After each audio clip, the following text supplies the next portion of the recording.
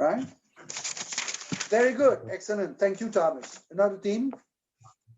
Yes, I can go. I think we are team number 2. Yes. So we spent most of the week talking about a moment we can meet together. It's pretty difficult for a team of 9, but we did the doodle and then we talked through our Facebook group, and then we met on Tuesday. And we think maybe of working with the company Premier Tech. Yes. Do you know about it? Yeah. Yeah, I believe I do, but I'm listening. Do you know somebody there? Yeah, I know someone who works there in the accounting department, and I wrote to her on Tuesday, and she sent me the email of a person who works as a coordonnatrice de développement organisationnel. So I think it could be a great... yeah, she could be a good fit. Yeah, exactly. So yeah, I'm gonna write her an email today, and we have a plan B of, in case if this doesn't work out.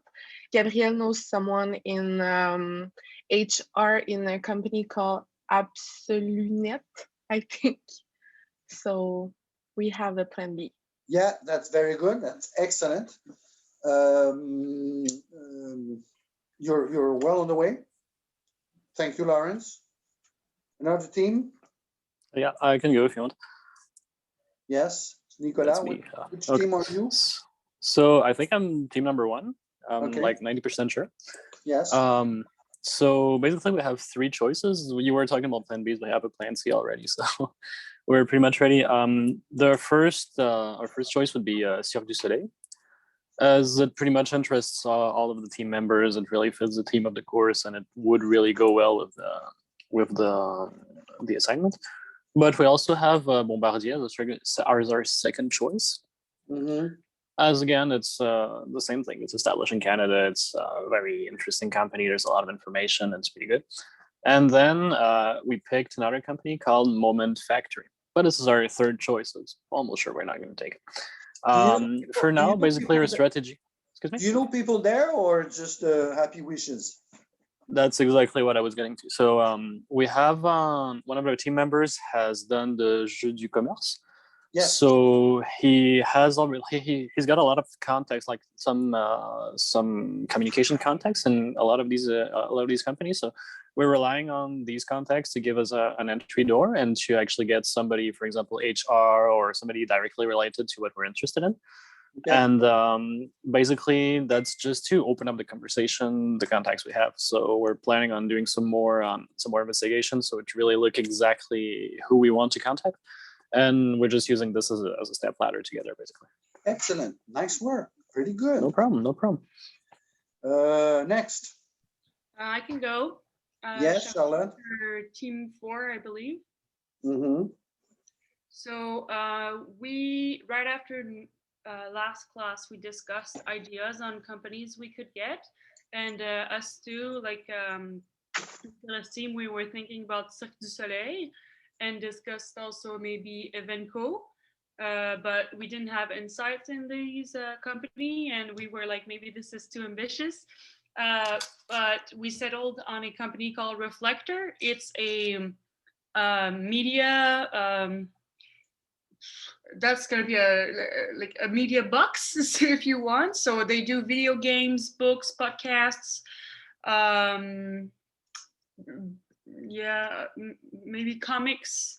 Yeah, they were bought by Bandai Namco, which is a Japanese company, but they're established in Montreal. And so I emailed the people from HR there, and we got accepted, if you may. So yeah, it's a confirmed company, and yeah, that. And so we are gonna sign this week our NDA and send it to her, and then we'll start the project. Excellent. Quite nice. Reflector. This is exciting. All right. And where are they located exactly? Montreal. All right. Good, good, good. So how about team number 3? We are team number 3. We chose the Grand Derby Hotel in Barcelona because we have someone who's working high up in this hotel. We already have confirmation that they're gonna work with us. So we choose this enterprise. All right, let's have a look. It's from a company called Derby Hotels Collection.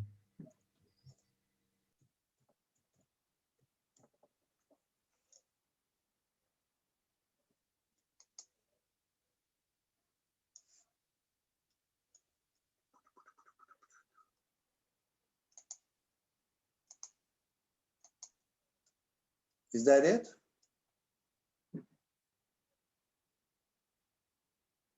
Is that That's it? the Hotel Derby. It's another one called Hotel Grand Derby. Grand.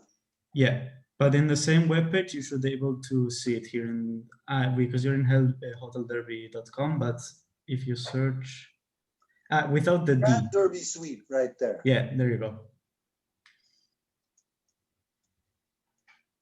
Right, Barcelona. Do you have a free stay for your professor next summer? Maybe, but we need to have a A or A plus to have this for sure. I'm not allowed, but you're allowed to have an A plus. But I'm not allowed.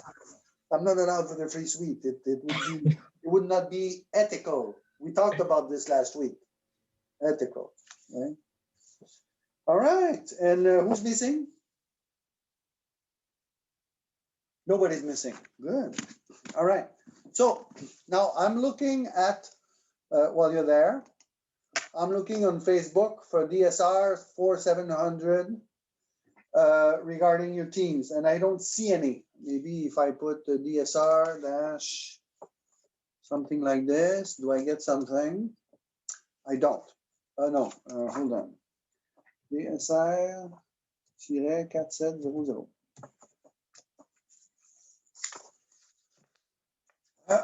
2020, 2019. All right. So in your course outline, page number 8, bottom, right? It says here in the gray area, each team works during the session will be done with a private Facebook group created by each team. Each team will create its own Facebook group titled DSR-4700-name of the company or organization -winter 2021. So I should be able to see by next week 5 Facebook pages named this way. Like it's stated also in there, this is the purpose of this is I want you to exchange. You do your communication on that page, right?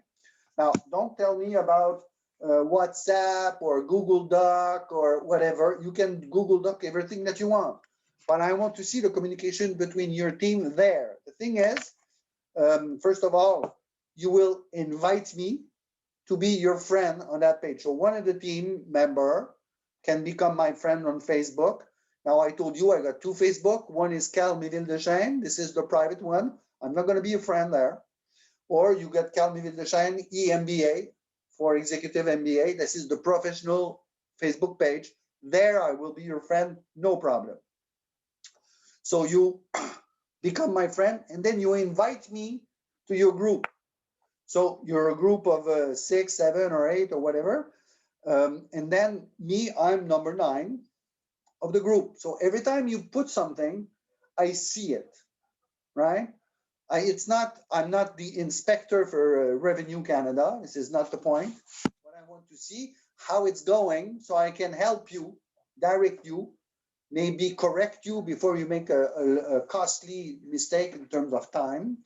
So we come up with the best results at the end. Maybe I will offer you a link that will save you time in order to find the necessary tool, document, study, or something like this. Now, if you don't do this, I can't follow up, right? And I know very well that at the end of the semester, when it's coming to the completion of the work, this thing is gonna ring day and night, especially in the middle of the night. And it's usually the time where my wife says, who is calling you at 2 o'clock in the morning? Now, this is my own problem, not yours, right? This way I know what happens. Okay, so you don't come up 1 week before the delivery and then you say, oh, but we did, and you took the wrong path. I don't want this. So remember, we're doing this like you would be working for one enterprise. I'm the VP. Each team has a team leader. The team leader refers to me, and these pages are our intranet. This is how we work. If we would be using Team, we could do that with Team. We could do that with all kinds of other tools. But this is not a class to teach you how to use Teams. So to make it simple, a Facebook private group is good. Private because it's no concern of the rest of the population of the world. What we do there, and at the end, you can close it off, destroy it. We won't need it anymore. Now, I'm going to keep that as a tool for corrections. I want to see the involvement of the people in each group. So let's say Lawrence group number 2, there are 8, and 6 of them or 7 of them are continually bringing material, discussing topics, and bringing whatever point of views, and one does not appear for the whole semester. Well, he's not going to have many points for participating in class. Usually it's the same one that don't show up in class or hook up at the beginning for the first 40 minutes and then disappear for the rest of the class. When I record, usually all this information stays on a file that I look at the end of the semester to see who's there and who's not there. You know, some of you, we have a exchange on a regular basis. This is quite nice. This is powerful. This is useful.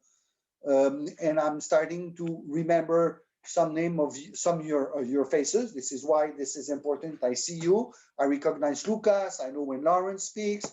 I know she gets involved on a regular basis. Thomas is there always, Romain. And some people are more discreet. And sometimes I will ask Nori, what do you think, in order that she feels included and participate in the whole thing. Yes, and I can give her points for being present, something like this. All right. This is how I do run my class. All right. For your benefit, so you're interested and you stay with us. It's not necessarily boring like in some other classes where the teacher gives you something to listen at, a video and maybe a little exercise and there's nothing else. We try to make this happen in class and between classes that something goes on, right? And plus, using the Facebook group, you can ask a question there to me. Sir, I don't get this. Sir, I cannot find this. Mr. Miville de Chêne, I did not really understand what exactly am I supposed to do, right? So maybe we'll have a group discussion, or I will bring that topic to the next class and I say, in team number 3, Aina is wondering why something, and then we can have a discussion, because sometimes, remember, what I express to you, you understand in your own way, and sometimes confusion arises. This is reality of working in a multicultural environment, and even more, working online in a multicultural environment. So let's use these tools. Let's not come up with a surprise at the end of the semester. Let's make it happen, right? Questions? No questions. Do I have Alain already online? Not already yet. He's not late. What time is it? He's still at 2-3 minutes. So see, you have no questions? Okay, so let's take 5 minutes, 5, 6, 7, whatever, until Alain gets here, right? And then we'll start with Alain. All right.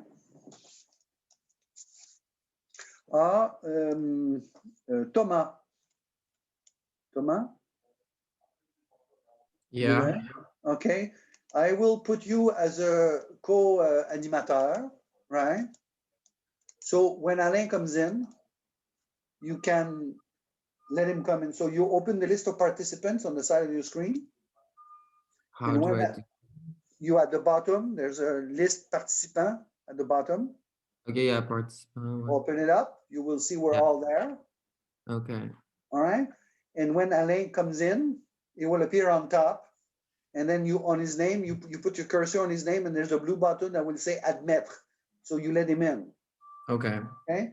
In that meantime, I'm going to fill my glass of water. I'm going to pour myself an espresso, and I will be back. All right. Yeah, it's to go with my cafe on the street here, south of Spain or Okay. something like this. It's not Barcelona. It's way south. And you know why? Because, oh no, that's a church. That's not a minaret. That's a church. So it must be Catholic church. Oh.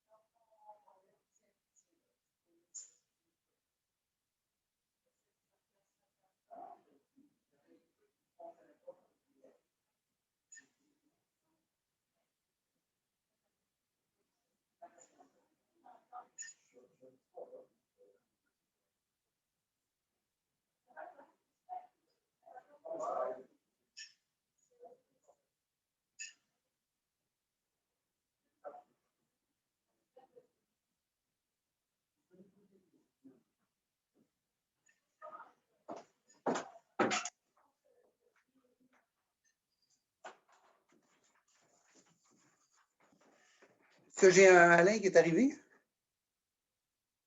Non. Non, Excuse-moi, je pense que Alain. vous m'avez donné. erreur, mais j'ai pas eu de Yeah, I think you gave Olaitan the co-host title. That was there the whole time. Yeah, I think you make a mistake. Who? You gave the title of co-host to Olaitan, not me. To Thomas? Thomas Lemieux. Okay. No, I made a mistake. Yes, I give it to Olaïta Nobe. Yes, you give it to me. Okay, so you're the boss. There you go. You know, why would I give it to a guy? Huh? Let's diversify and everything. Now my speaker is not here. This is quite unusual. Just give me 1 second. We'll see if I can find him. Maybe he doesn't know we have change hour. I'm trying to tell him. Hold on. Alain. Alain.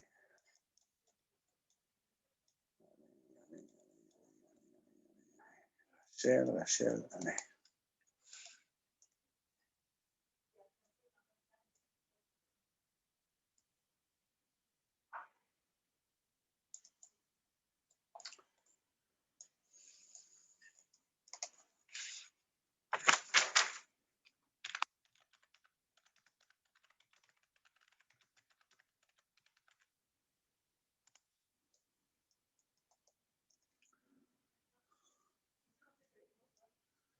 Hmm.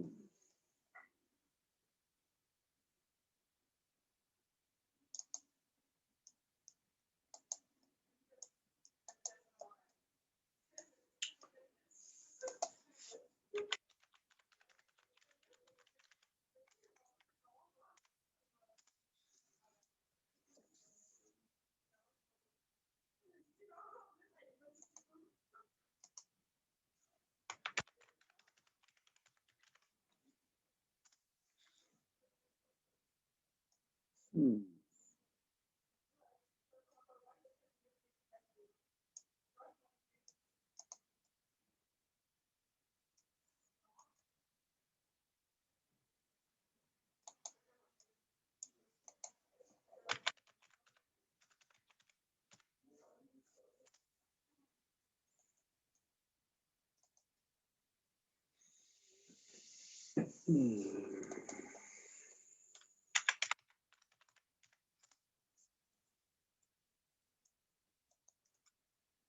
Bon. This is unpleasant. Sir, could I ask you a question before we start? Yes, I'm listening, Laetitia. Could we send you the link of the group on Facebook instead of adding you as a friend to invite you in the group? It'll be much easier, no? Yes, but we could try, but I'm not sure it works, but you could try. Okay, perfect.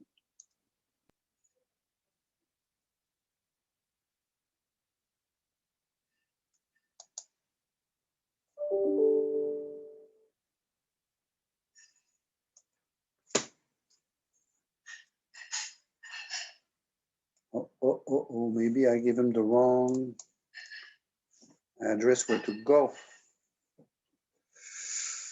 Have I done something like this?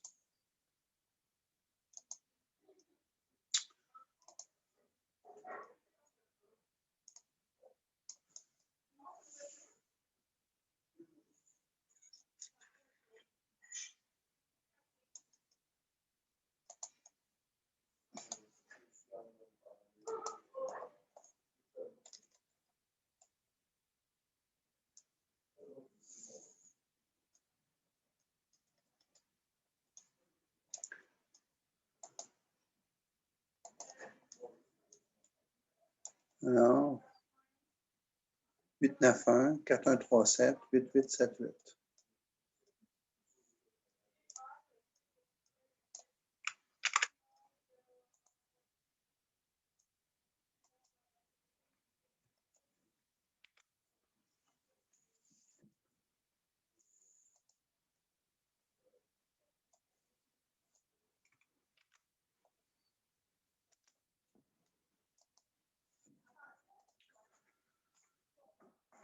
He's on a wrong page.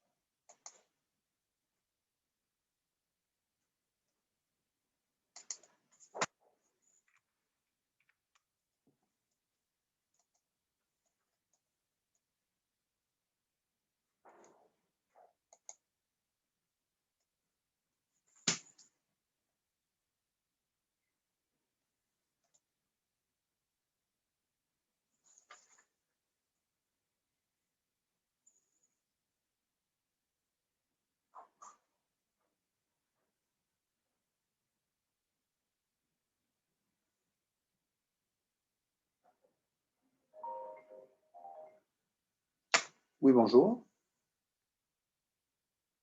Bonjour Alain, je crois que tu es dans la mauvaise salle.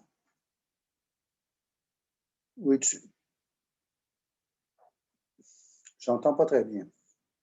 Tu t'es branché sur ma salle personnelle, on s'est déjà parlé dans cette salle-là. Je t'ai renvoyé le lien comme je te l'avais envoyé l'autre jour.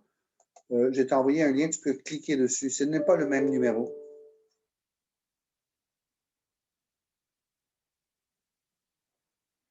Dans le courriel que je t'ai envoyé lundi dernier, je t'ai mentionné qu'on était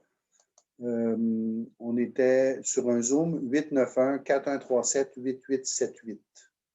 N'est-ce pas? Alors j'entends très mal ce que tu me dis. La ligne coupe sans arrêt. Je n'entends pas.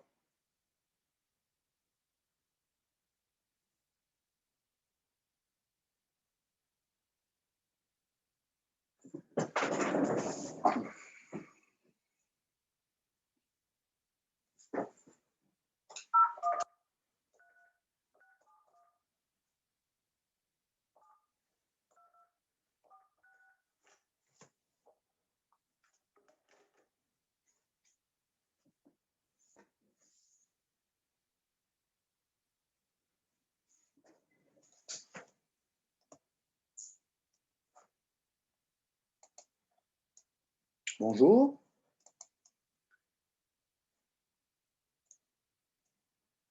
Ah bon, très bien. Alors, je vais te chercher ta liste. Il ne bouge pas. Oui, Catherine, voilà, vous êtes avec nous. Il n'y a pas de souci. Voilà, je te vois. Merci. Pardon. Well, welcome, Alain. Welcome, Alain. We're happy Hello. to see you. Yeah, the students will turn on their camera so you can see them. Perfect. We have a group of 39 students online with us this afternoon, your early evening. Yes. We have a diversified group. It's interesting. We've got people from different continents. We've got people all the way from Singapore, if I remember well. We've got people in Spain. We've got people in Canada. We've got people from a mixed Latin America, Portugal, Brazil. Woof! I mean, really, and some from Western Africa also that are with us. It creates a beautiful array of people with us. Perfect. Okay, so this is not your first time. So I believe that you can introduce yourself. When we start doing this together, you were in charge here in North America. I remember the first time when you came to class at the university, you took us from graduation day in France, doing a trainee program somewhere else, and then working in UK, and then working here, there. and your discovery, because a subject like that was not taught at university then, right? So you had to discover it by yourself, managing in a multicultural setting. So we would like to hear about your hardship discovering these things, and what you finally got from this, and share a bit of your experience, your knowledge of today, and what changed in the way that you were doing then, what you're doing now, and now that you're back in France. You're not, for the French people, you told me before, for the French people that you're working with, you're still a foreigner now. This is interesting. So I'll let you go.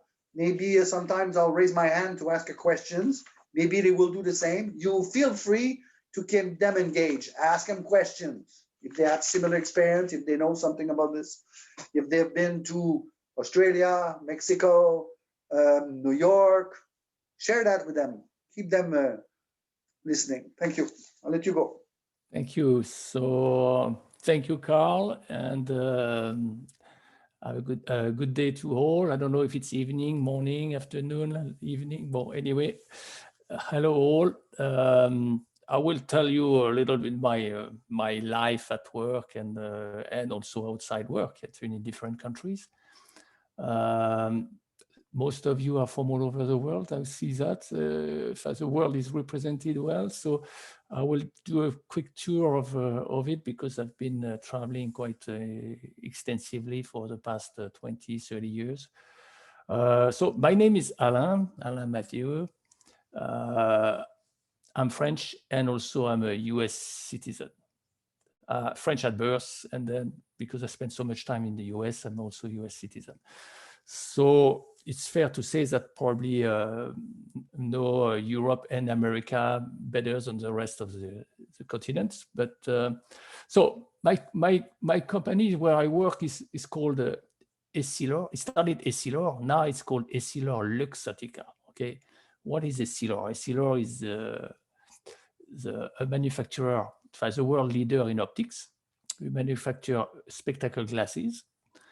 And we are located all over the world. That means it's about, we joined with Luxottica, which is more a frame manufacturer and sunglasses. You probably heard about Ray-Ban, Gucci, Oakley. All those nice, cool frames are made by Luxottica, which is an Italian company. Essilor is a French company.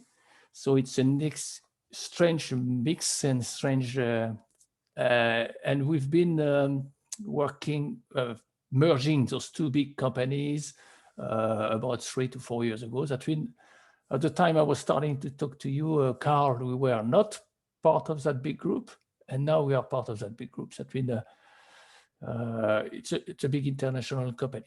So when I joined, the company was much smaller. I joined 30 years ago, like you guys and girls. That was just coming out of school, and this was my first job.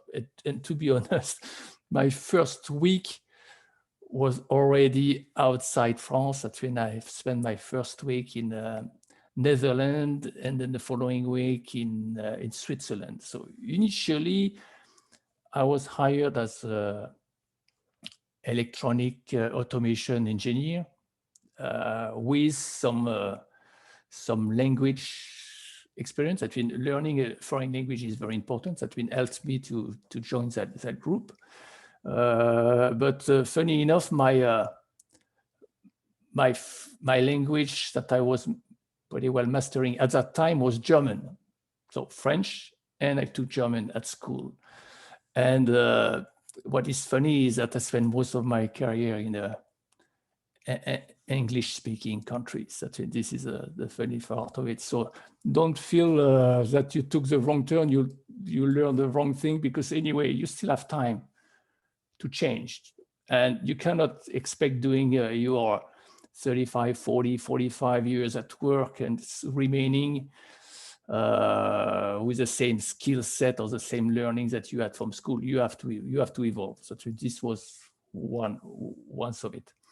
So I joined as a young engineer, and then learning, well, you just find your way in a different language, but also find your way in a different environment, working environment, and also what you do on the technical side was completely different from what I was doing at school. So my first 3 to 4 years was traveling extensively in different sites, but not managing people, purely learning the technical aspect of making glasses, but not only making the prescription to correct the vision, right? One product that was invented by our company was a progressive lens, Varilux. I don't know if you heard about it, but it's a lens that your mother and grandparents are wearing. That means it allows you to see far and near without having the big line. You know, the bifocal lines. That means this was the old-fashioned cheap lens, I would say, and you look already 10 to 20 years older when you wear those glasses. So when the inventor, by the way, the inventor was from the company, and he passed away 2 weeks ago at 95 years old. So it's the inventor of the Varilux. So this was a big breakthrough for the company, as well as the anti-reflective coating. So when you buy a camera to get very sharp pictures, your lens, the optics is coated. So have a transparent coating. So we do the same technology in glasses, which allows you, instead of losing 8% of the lights, you lose less than 1%. That means 99% of the light comes through your lens when you have an anti-reflection coating. So it's on our side, it's called Crizal. We also own some of you may heard about transition lenses. That means the lens that becomes dark and light when you come in and dark outside. That means photochromatic lenses. So we are also the inventors and the seller of those lenses.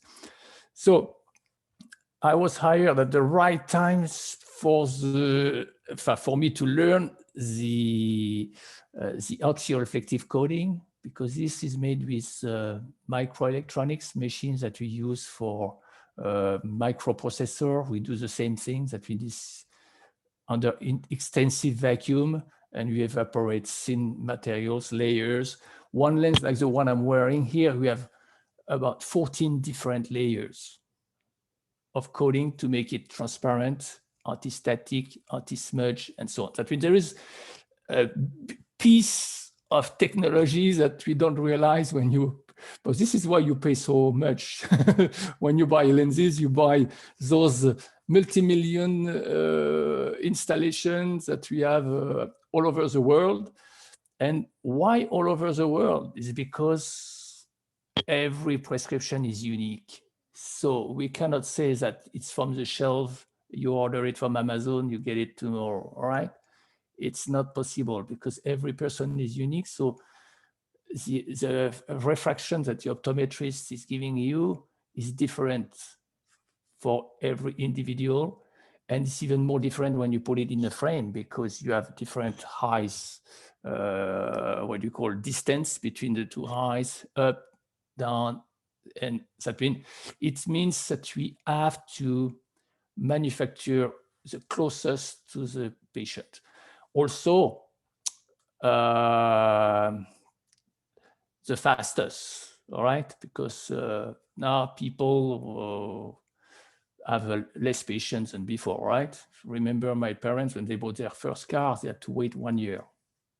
Okay, by the time they decided to order the car and get it, it was 1 year, all right? Today, imagine, it's not possible, all right? People want their glasses within a week, maximum 10 days. And some, they get it in 2 to 3 days. So one of my first move after, and what happened? Yes, I traveled all over the world until the year 87. That's when it was pretty intensive. And what happened in 87? I married, all right? So either I continue to travel and then it's maybe trouble in the, in the future if I keep going and then coming back home only one weekend every other week, or sometimes I was traveling 4 to 5 weeks and just you come back for the weekend and then you go back, all right? And this is very demanding, all right? A good way to learn how people live outside and everything, but it's not a good family life. So I decided to say, okay, how can I manage still traveling, because I love my job. I love going in all those different countries, but I love my wife too. So let's travel together. All right, that means just young couple. And we went for first assignment in Australia. Australia, it's a long way, all right? It was from door to door at that time. It took us 35 hours, okay, door to door. So I guess we were just you're coming back only once a year to your home, but also you have to be self-sufficient, because in those years, I'm talking about late 80s, no internet, all right? Don't even, no cell phone for sure, all right? And most of you are probably born after when we already had internet, okay? But I'm talking Carl and I, okay? We've been working with no internet. And I couldn't use the phone because at that time it would have been thousands of dollars if you called from Australia, all right? It was a horrendous price. Today, all those are very cheap. So, but in other ways, the logistic was completely different. That when you cannot have parts and everything shipped that fast like we have today with DHL, FedEx, and so on, or Amazon. So at that time, it was taking a long, long time. So it was a good way to learn how to be autonomous, self-sufficient at work. Okay. Also, making new friends. That's been Australia is a good way to make new friends, because they have been isolated since I would say day one in Australia. That's been 200, 300 years ago, max 200 years ago, you know, when the first settlers arrived there. Initially, it was mostly convict and military people, and living in a country like Australia, where things is so different than their home country and mostly UK. The weather is different, but also they are not. So they had to be really, solidarity was a key. If not, you don't survive, okay? That's when they still have today that kind of friendship, solidarity. And when we moved there with my wife, we had nothing, because our stuff was still in the boat. It's taking probably more than a month to come, maybe 2 months to come. So we arrive in an empty apartment, nothing. So the first thing they do is a neighbor come and help you, give you a TV, a sofa, and invite you for dinner and everything. So to be honest, I never found anywhere else such welcome environment with the Australians. So after Australia, you start to build your for young technician, first experience in management in different countries. And when I say Australian, it's not really Australians, okay? You have people from Asia, you have people from Vietnam, you know, you have people from all over the world in Australia, okay? Like in many countries now. So it's really a mix of people working together and living together. So you start to get known in your company. Yes, what I didn't say is that since day one to now, it's probably unusual. I'm probably the last dinosaur on this. I'm still in the same company. Been working 38 years in the same company. It's obviously a big company. It's in different jobs, but in the same company. So I got a call at that time from the UK UK, Australia have obviously a lot of ties together from my same company, Essilor in UK, but a bigger plant, much more mature factory in UK that we have, and they were in search of a production manager. Okay. And for me, it was a good career move. It was a call from someone I don't know, who knew me because he was probably searching, and then I got a reference, and they said, okay, are you ready? We're ready, come with me. I am, he was in his mid 50s, late 50s, and he says, now I will be retiring soon. I need your expertise in the UK, and I need also to pass on my knowledge. So this got stuck even today, because I think now I am at this stage of my life where I'm my late 50s, and it's time to maybe help the young people. It's probably why I'm here today also, all right? I like always to help the new generation. You are the one who will be paying our retirement with Carl and I, so you are the one who will be brings this country or Canada or any country you live on from where it is to the next level. And so I feel that the passing the knowledge to the generation is very, very important. So he got me within less than 5 minutes on the phone. I said, yes, I'm coming, all right? I don't know if it was the excitement of a new job, but maybe also mostly the excitement of visiting a new country again with new people.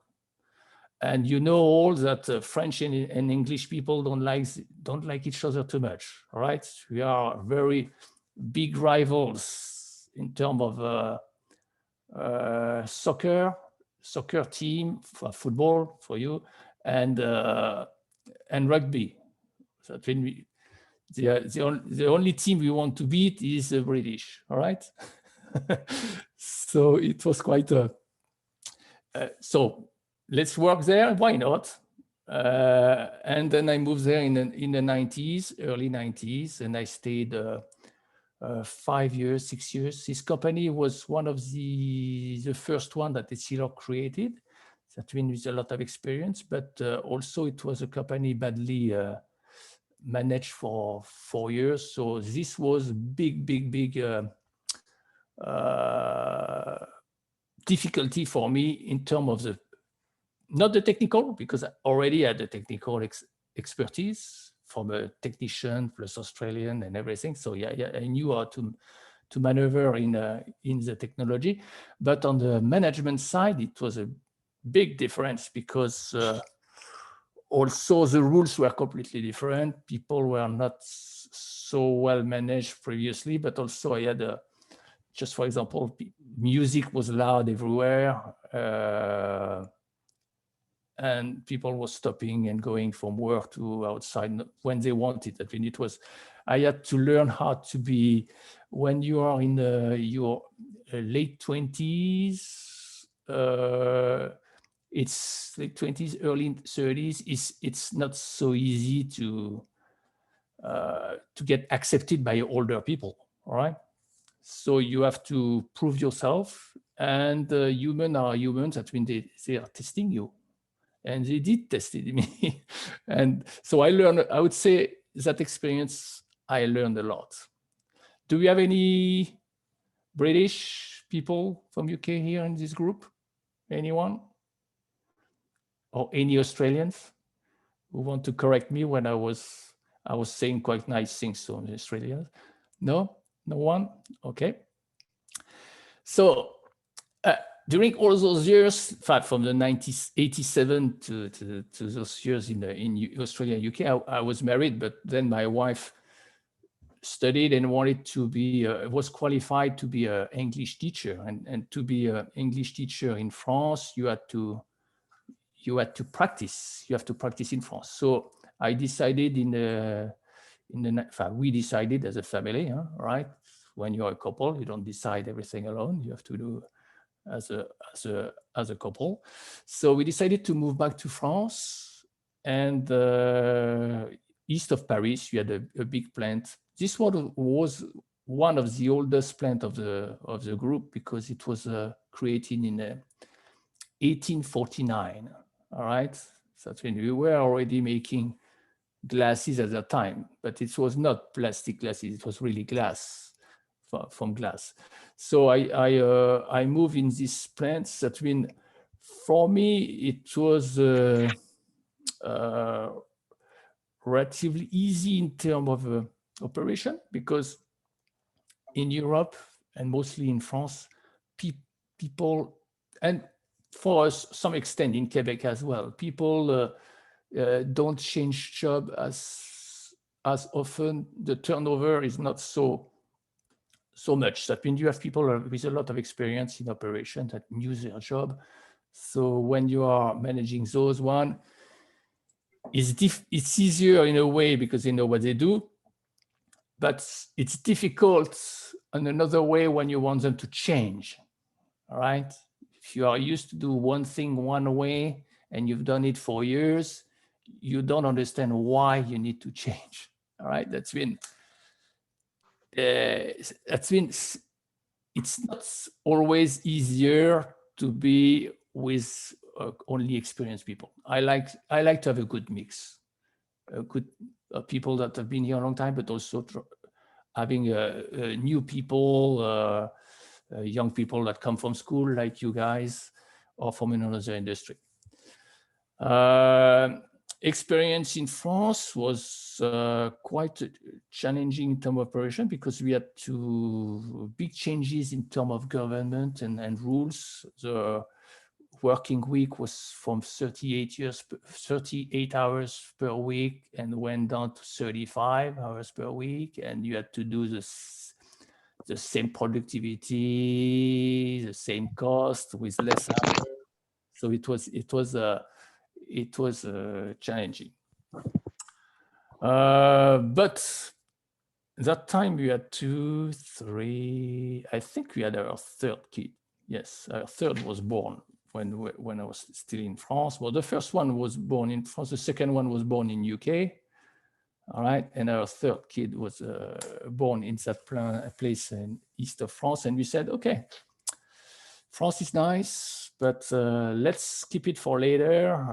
Maybe it's time to get with all the family somewhere else, and then see how we can do. So that means I left that I would say a job for life because I had probably 450, 500 people managing one of our biggest operation site in Europe. Very successful, very, very successful.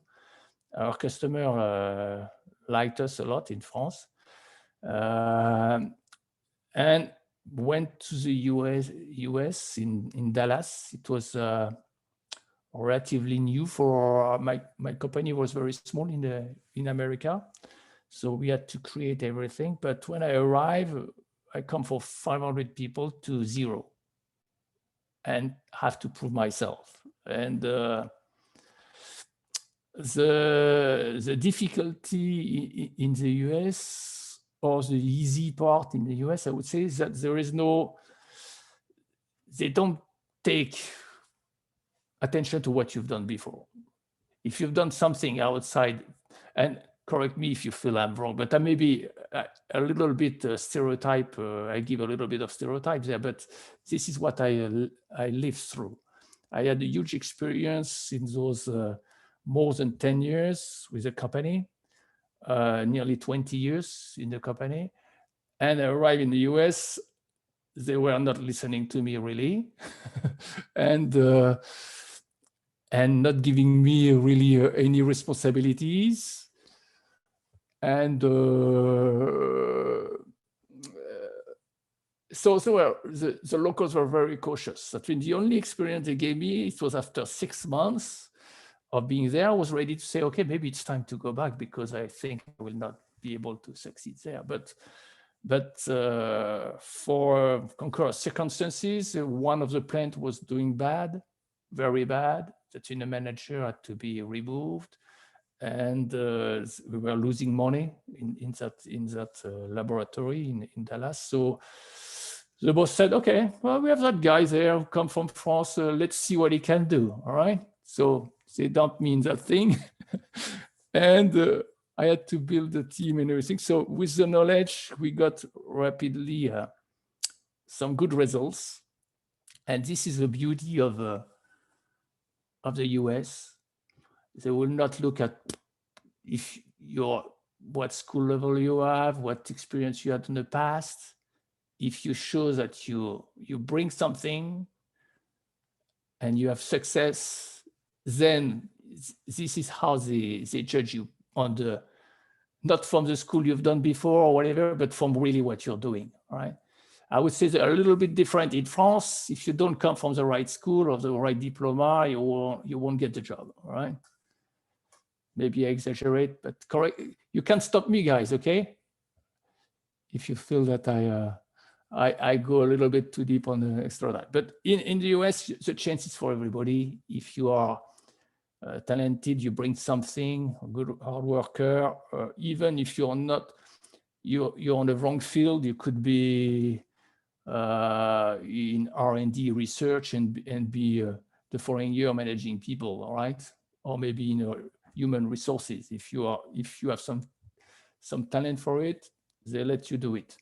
And those changes, big swings, are not so easy in country like France or even Canada to some extent.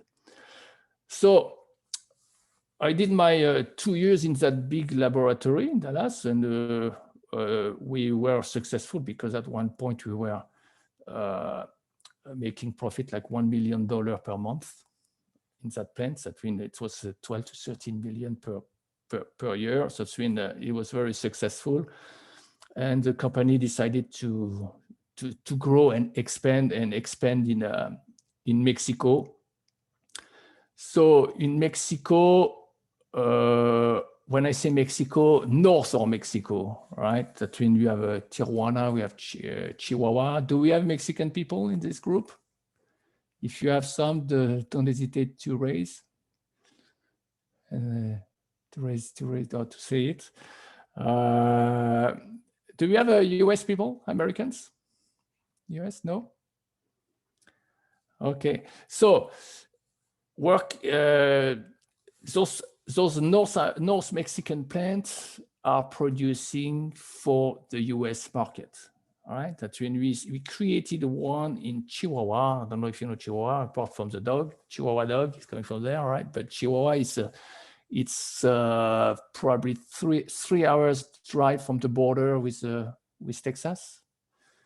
And we created a plant that in there from scratch. That when we had nothing, and we had to hire the management, hire the employee, bring the machines, the equipment, install it, and run it. So we created one, and then we built it in 1 year. All right, and I was in charge of this. Well, I was not speaking Spanish at that time. I still don't really speak, but I understand it. But this was also a very good experience for me, and really enjoyed working with Latino people. All right, because they are hardworking people. They are very friendly, family-oriented. And we built a very successful company with also very stable people there. It was so well that we created a second laboratory just next to it. That means at the end we had close to probably 1,000 and 1,500 people. In 2009, 2011, after the creation of those big laboratory, I had the job of vice president of operations and technology. That means I was also in charge of a technical group based in Dallas, and we were covering all the US, because we had at that time probably 50 big laboratories and total 150 laboratories in total. So when you had to have a technical team to support those. So in that, I had the technology side of it, and also some operation with the Mexican operations. And my last project for the US, for Dallas in the US, was between 2012 and 2016. I was the VP of the operation and technology and the creation of a new laboratory in Tijuana. So I don't know if you know where is Tijuana. Tijuana, you probably know San Diego. It's in South California. And we have just, you cross the border and you are in Tijuana. That means from the San Diego airport to the Essilor plant in Mexico, it's 40 minutes.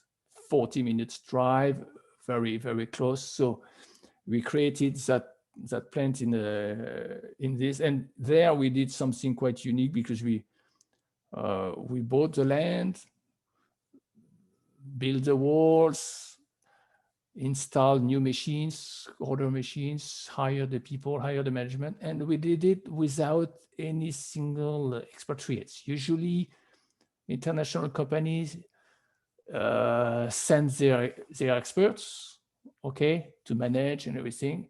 But there we did a little bit different. I hired a manager, a local manager, and we hire everybody local. That means we had only, yes, you are there.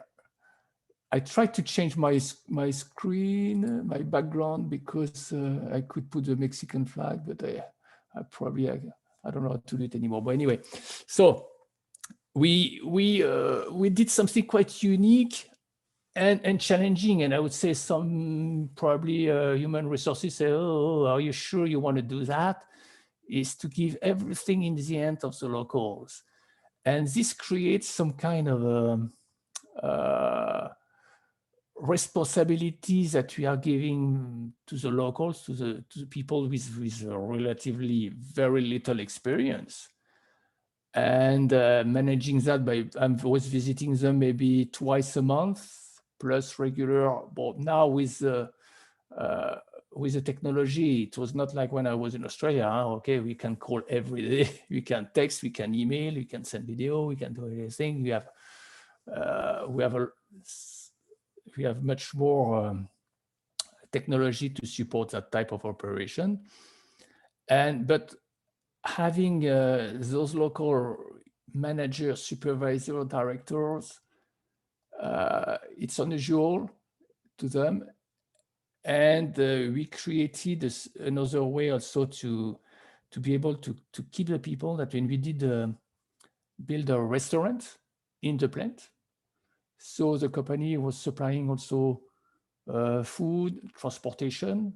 That means people don't need to have a car, just get shuttle for buses. That when you get people from their home, you bring them to the plant, they have their meal in the plant, and they go back. We send them back with that's when we did something complete. You had to adapt to where you are. This is what I try to say, okay? In the US, you don't do that. Everybody has their car, okay? So, and they may want to go to the Wendy's or McDonald's next door, right? And they have a higher life standards. They can afford that. When you're in Mexico, wages are lower. So that means giving them a meal a day is something that they appreciate, and the transportation, because very few people except management have cars. So you have to be to adapt. And in terms of you do a lot of things differently, like we organize picnic for weekends, family picnics. That it's much more social. You have social interactions at work that you don't have that much just few miles north when you pass the border. Okay. So what I'm trying to tell you is that every country has their specifics, and you adapt. You have to adapt if you want to be very successful. You cannot be successful in Mexico if you apply Swedish or Norwegian rules, or if you're too rigid on what's happening. We are, for example, in Mexico, one big holiday is Mother's Day. Mother's Day is very important there. So you whatever you do, you don't work on Mother's Day, okay? Even if you need it, they'd rather work on a Christmas Day if you want than working on Mother's Day. Okay, so you have to know a little bit of the culture of the country and not making mistakes. By the way, I made a mistake when I was in England, in UK.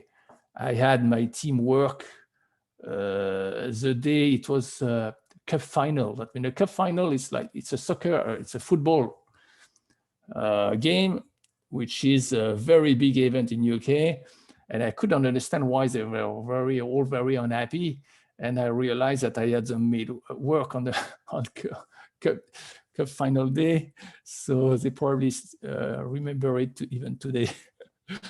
And that with experience, you learn. So you need to know the country, you need to know your people, and you need to, if you want to build a very good team and be successful, it's not because you are just the best experts on the technology and techniques that you will be successful. If you don't get the people with you, all right, feeling part of the team,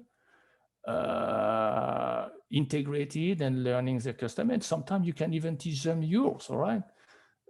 Then you create a much better company. And to be honest, when I reflect on those things, I have a lot of what I remember. It's not always the base day of production, everything. No, I remember those people interaction. This is what you remember at the end. Okay. What happened after that? I want to make sure I don't spend too much time on telling my story, because if you have questions, don't hesitate to stop me or send a message, or maybe Carl raise the hand. After that, I was close to probably 17 years, maybe in the US, and in the same environment there. So someone asked me if I wanted to be in charge of Latin America. That means I'm talking 2016. That means we are not so far. And taking care of Latin America, it's a big country, huh? All right, I'm talking about, it was Mexico also part of it, but you have Costa Rica, Argentina, Chile, and Brazil, where we have a lot of factories and plants in Brazil, and you have also different countries. You have different language. That means you have Portuguese in Brazil, and Spanish in most of the other countries, and probably in different culture also. So I was based in Miami. By the way, Miami is also a different country. Miami it's you cannot say that Miami is Florida or it's the US. It's a completely different. All right, it's mostly a Latino country, people from Cuba, and they are different, even different than any other Latino countries, by the way. So Miami was interesting, beautiful city for sure. Nice winter there. And I was flying. Why Miami? Because it's it's the only place where you have direct flight to any big city in Latin America. Every day you had, not today with COVID, but at that time you had flight to Costa Rica every day, or Mexico City, and or Buenos Aires. So, and this was very interesting for me because it was a little bit too much travel, because I would say when you go from Miami to Buenos Aires, it takes you more time than going to Paris. All right, that means you have no jet lag, but you have a full night in the plane, and then you have to work the next day, so it's difficult. But you have obviously. I didn't spend. I stayed 2 years in Latin America, so I had a good feel how we work in those countries, but not as much in depth than in Europe or the US. But I really enjoy very much, and obviously people are different. Argentinians are different than Brazilians or than Chileans. Okay, the Argentinians and the Chileans, it's a bit like the French and the British. Okay, when they play a soccer game, this is the team they want to beat. Okay, so in 2017, I've been called to go to Canada, and to be honest, I always wanted to go to Canada. I've done some missions, short missions, but this one was a good one because well, most of you know Canada. So, but we had 3 big laboratories: one in Montreal, one in Toronto, and one in Vancouver. That's been a beautiful. It's a beautiful country, beautiful scenery, nice.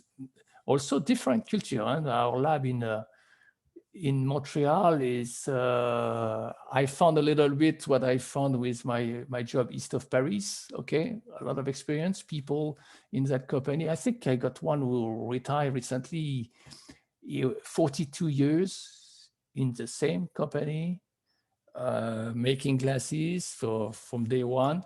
So very stable, very knowledgeable. But if I go to our lab in Vancouver or in Toronto, I don't see that.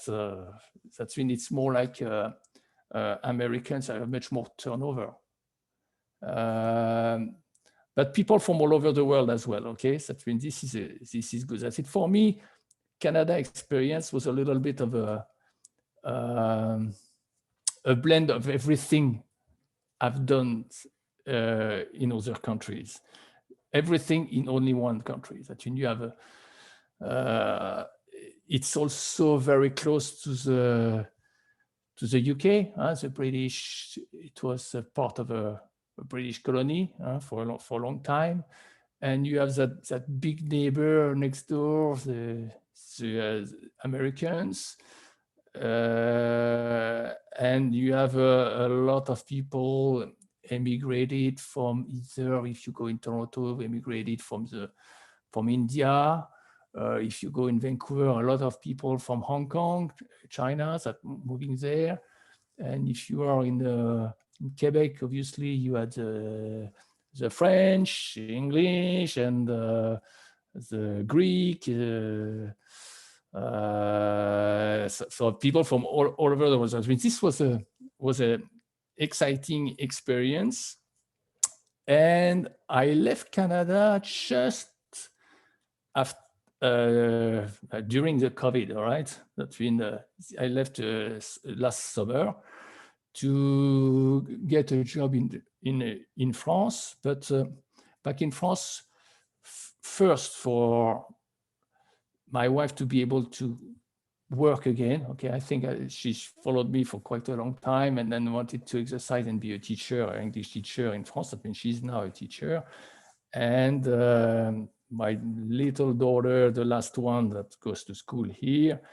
And me, it's still a new job there because I am supporting the rest of the world. That means most of my time is working from home. All right, that means home office. During COVID, it's probably a much bigger adjustment for me than for all of you guys because you're younger. Me, have been always in those plants with a lot of people. So I get things done when I'm there. When I'm remotely, I have this difficulty to get things done at the same speed that I used to do before. And I like the products that we manufacture, so I'm a hands-on guy. And through a video, a screen, you cannot. I cannot help them as I wanted to.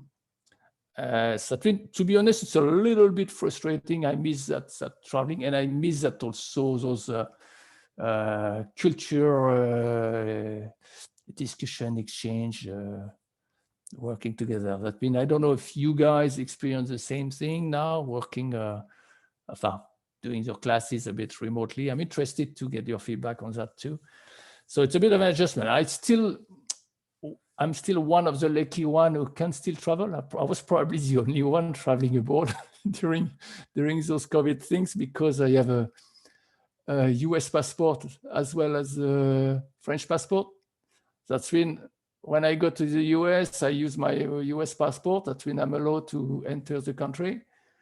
And I'm allowed to return back to France with a French passport, as long as I still do those COVID tests, okay, the PCR tests. So I am on my 5 PCR tests, the things on the nose, not really friendly. And I have to do those 7 days of confinement each time I travel when I come back. But nevertheless, I think it's still worthwhile to keep contact with the teams. And also coaching young people. That means I like to coach young people, and it's more difficult remotely. So I covered my career there, and I'm very happy to answer questions or go more in details on some of the things, on the adjustment you had to do. To be honest, most of the adjustments done it when I was young, when I made those mistakes and everything. When you get older, you are, I don't know if I do less mistakes or if I learn faster. I don't know, maybe, but it would be nice if you were interviewing the people I was working with in different countries. Carl, Any questions from the thrilled group of students? I was wondering if with the experience you gain, but the generation gap getting bigger and bigger, do you find it more difficult through time or easier? It's a good question. I found difficult when the generation gap was on the opposite, when I was young and the people I was supposed to teach were older. Okay, they were not taking me as seriously as I had to be a little bit more perseverance, more at the limit of stubbornness, when you make your point. And at the end, when you're right, you're right. Okay, but the things that you have to be very careful is still, when I was young, to stay very humble.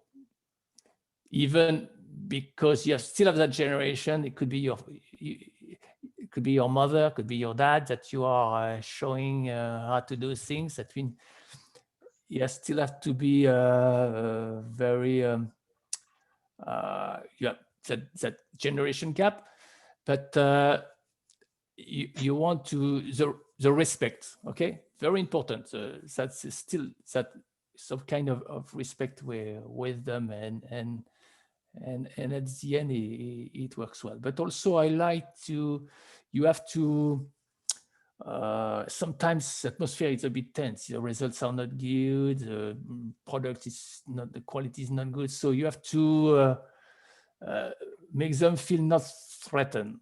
Okay, and that you have to put them in some kind of a comfort zone. That means, and one way is also you can share about yourself, about your personal things, and then know a little bit more about them, okay? Because sometimes problems happen because they have some difficulties themselves, sometimes outside work or sometimes simple. Sometimes I was realizing why this person cannot stop that defects. And then by just talking to them, I think you realize that they don't even have a good correction of their own vision. That how can they see the product?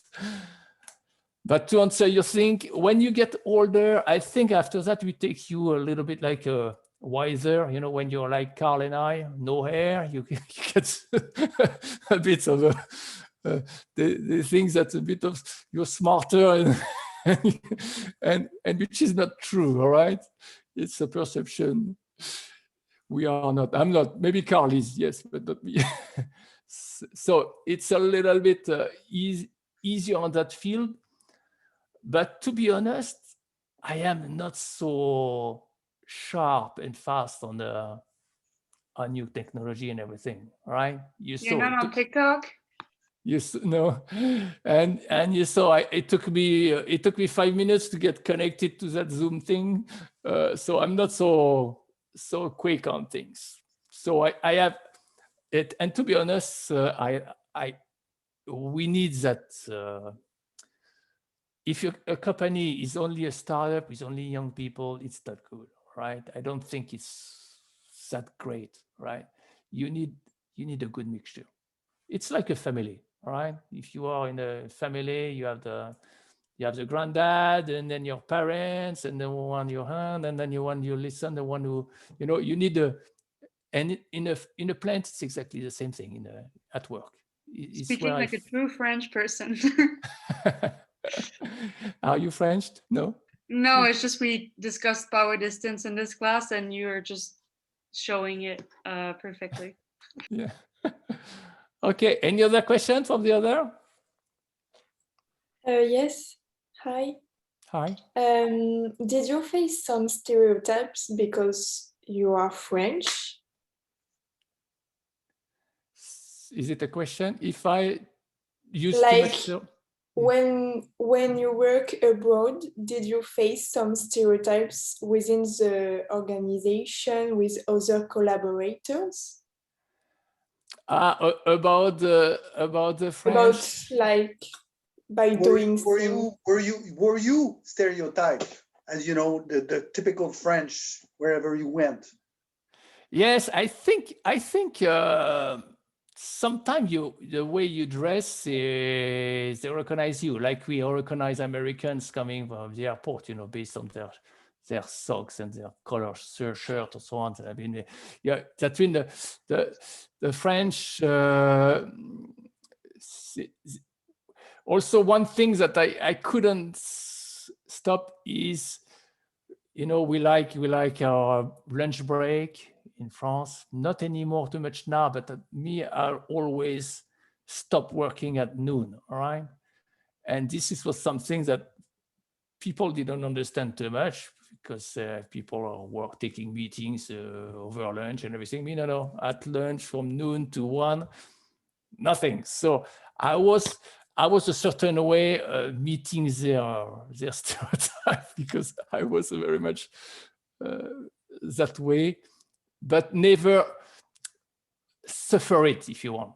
Or I'll take it more like nice, funny jokes, like the British are calling the French the frogs.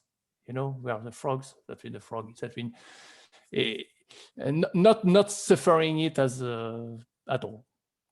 Okay, thank you. Do you know why they call us frogs? They call French people frogs, not French Canadians. Do you know why they call French people frogs? You have no clue? You have no clue?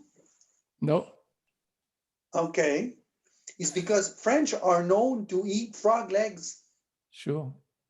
And escargot. Yes, but they don't call you snails. They call you froggies or whatever. But this is where it comes from. When the American went in Europe for what they discovered this, they look at you eating frog legs and they say, how can this guy eat that stuff? So they start calling French people frogs. That's where it comes from. And the French you discovered something today. It was not useless.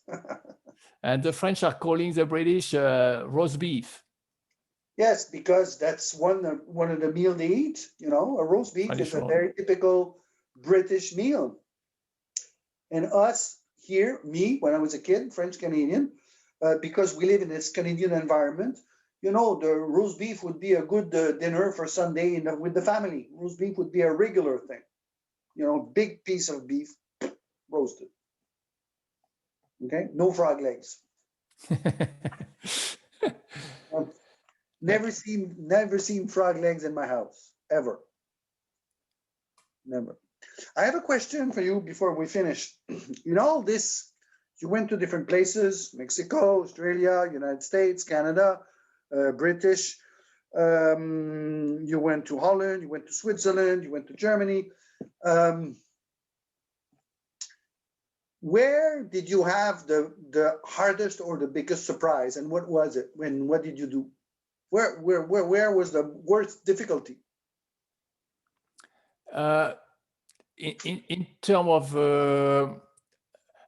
in the UK, I was expecting difficulties with the people. In terms of management. In terms of management, I think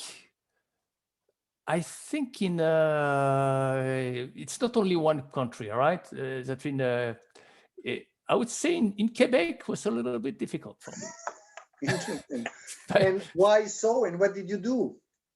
In Quebec was a little bit like in France, okay? Really, in terms of in the job, because people were there for a long time, strong experience, and me, I have the tendency to say, okay, this is what we need to do, and we need to do it now. But in France, as well as in Quebec, I have to explain it. If they don't really understand all the pieces and debate about it, and then finding the reason why not and everything, it's a little bit what we are having today. For example, with the vaccines, okay, France and Canada were behind. Why? Because we had to convince everyone that this was safe, and we have the authorization, the validation is done, and what validation and everything, all right? So at work is the same thing. We had to go all through that thing, meetings after meetings, days after days, week after weeks, and at the end, we do it, but we do it a bit too late. So this was frustrating for me, because just south of Quebec in the US, if they trust you, they run, they go for it, all right? Even if it's on the wrong direction, it could be, when it works, it goes much faster, but if they get a bad leader, they can crash. So it was, the hardest was not to work with the people from Mexico or people from Asia or people from Australia. It was to work with the people with the French or the French legacy. Yes, with working with my peers and manage in the management. Working with your peers was more difficult than working with people from different cultural background. Interesting. Yeah. Interesting.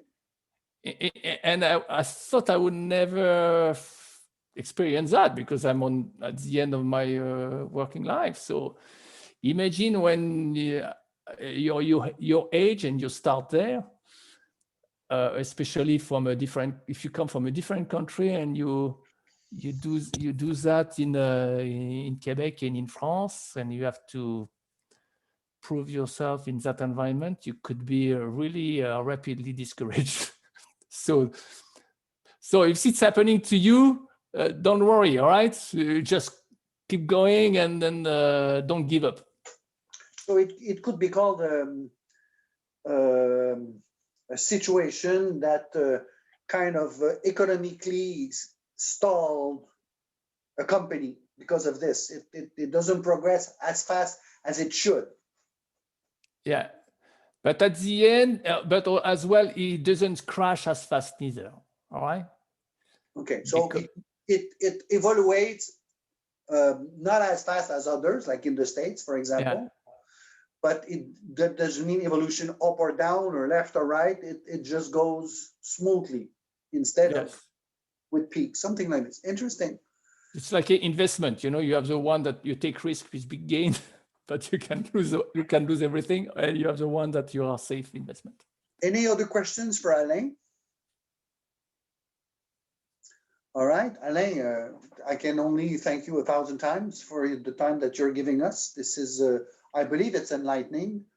And maybe somebody from the class wants to give a thanks from the students. Do I have a volunteer to do the thank you? Yeah, Thank you Nicolas. very much. Nicolas. Hi.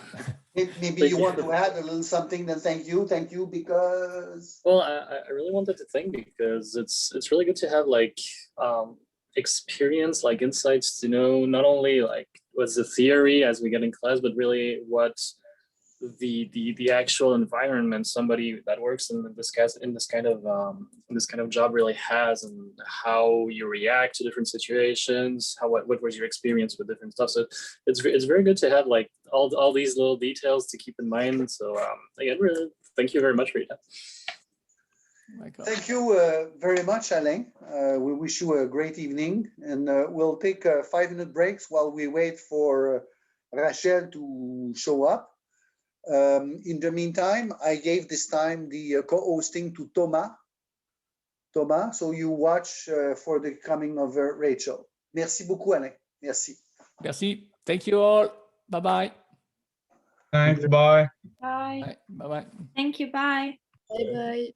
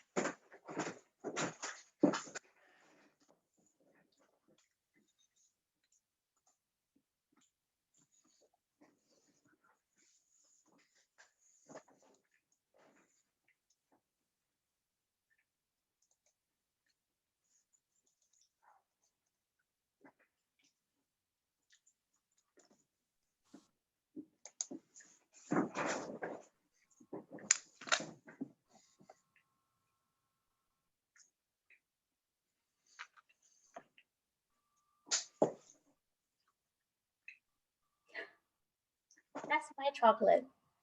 Yeah, you're not here. So I mean, you know, no, yours is better than this. Yeah. I saved it. And we'll be able to share it when my prime minister give us the permission. In the meantime, you have to take your vaccine shot first. Yeah. Keep my gloves, keep on off. Stay outside. Rachel, welcome. Thank you. Happy to see you. Alain just left us. The interesting thing, you probably took a minute to watch Alain's video from last semester. I did. Today I asked Alain, where in the world was it the hardest for him and why? He worked, if you remember, in UK, in Holland, in Switzerland, in Germany, in the United States, in Mexico, in Australia, in Canada, in Quebec. Yeah. So guess where it was the hardest for him? France? Quebec. Really? Yes. Why? Because he has to explain everything 3 times over before people start to move. In other countries, is the authority. You tell them, this is what we're going to do. We start now, people start to run. Here they go, yeah, but why? Couldn't we do it another way? Let's think about this. Well, it's I guess it's a French legacy something that we inherited from the French. I'm waiting for you to say so, because you guys have a thinking about them too. Yes, no, but it's a way to introduce you. That's the reason I'm doing this. So, dear students, if we turn on our cameras, that would be beautiful.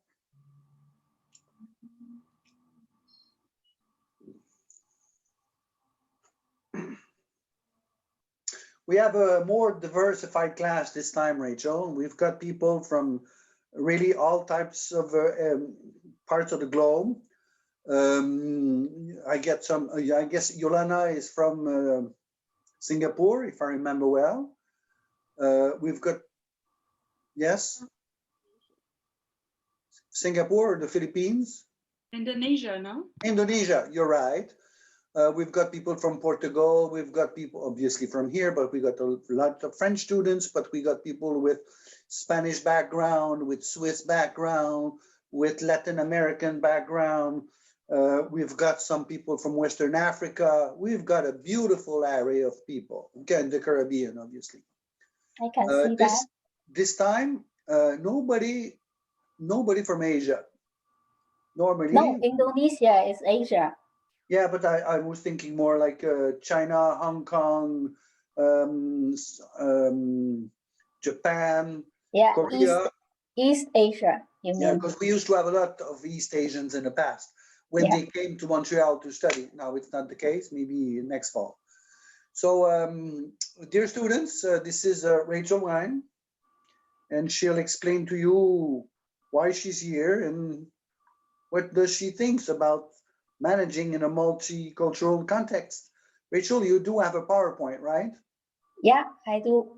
Okay. You want me to share my screen first? You do it the way you want. You're in charge. I'm just going to remove myself. I'll turn off my camera, but I will be right there. I'm not going anywhere. So can you see it clearly? Yes, we can. Okay, great. So very nice to meet everyone here. I'm happy to be here, and thanks again for Carl inviting me all over again. I know he's sometimes having a hard time in my presentation. I'm just joking. So I know it's been a long day for all of you, and probably you have a bit hangover after the celebration of St. Patrick's. So I will keep all my efforts to make you staying awake, not bore you to sleep.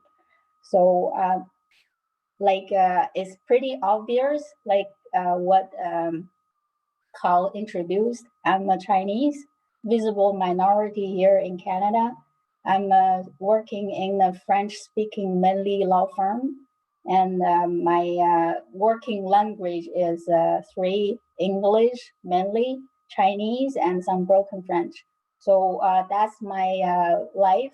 Day to day, I manage the China desk. I'm the head of China desk of our firm. My work every day is just to, I'm like a firefighter, put out the fire, shooting all the troubles, sometimes making some, but it's a lot of fun. So today I would like to share some of my thoughts with you guys. Since you are business program, you are in the business program in UQAM, I guess in the near future, you will become one business person and you want to do business in your real life. What you need is not just what you learned at the school, some tools, marketing tools or business tools, or some fancy jargons. Actually, you are going to learn is some entrepreneurial spirit. It's a mindset that you will need for your life, because everything can be business. You know, I read news the other day, a guy in China, he's starting his own company by matchmaking some foreigners in the park. That's what he started his own business. That's what I want to say is you have to have an open mind how to do business, because business world is not like what you play game on your leisure time on the internet. It's sometimes really fierce. You're facing not just your competitors, but also some unpredictable environment, like that kind of challenge, something like a COVID. Nobody really anticipated.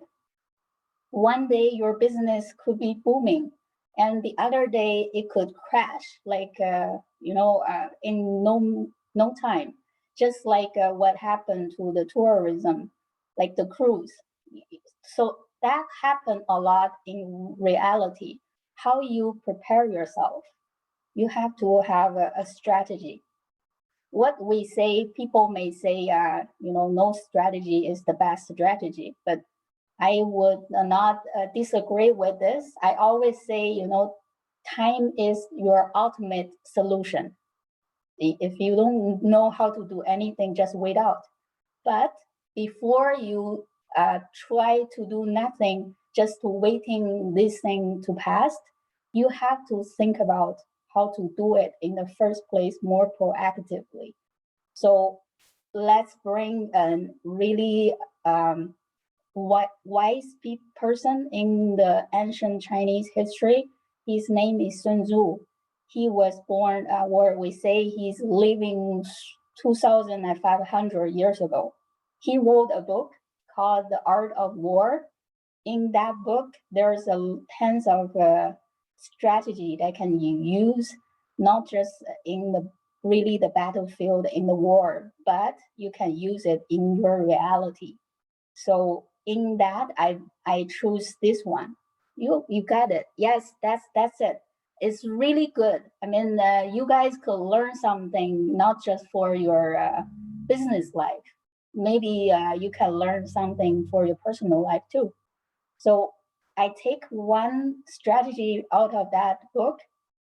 This one, we say you have to engage with your business environment. You have to meet at least two kinds of people, your fellow colleagues and your counterpart.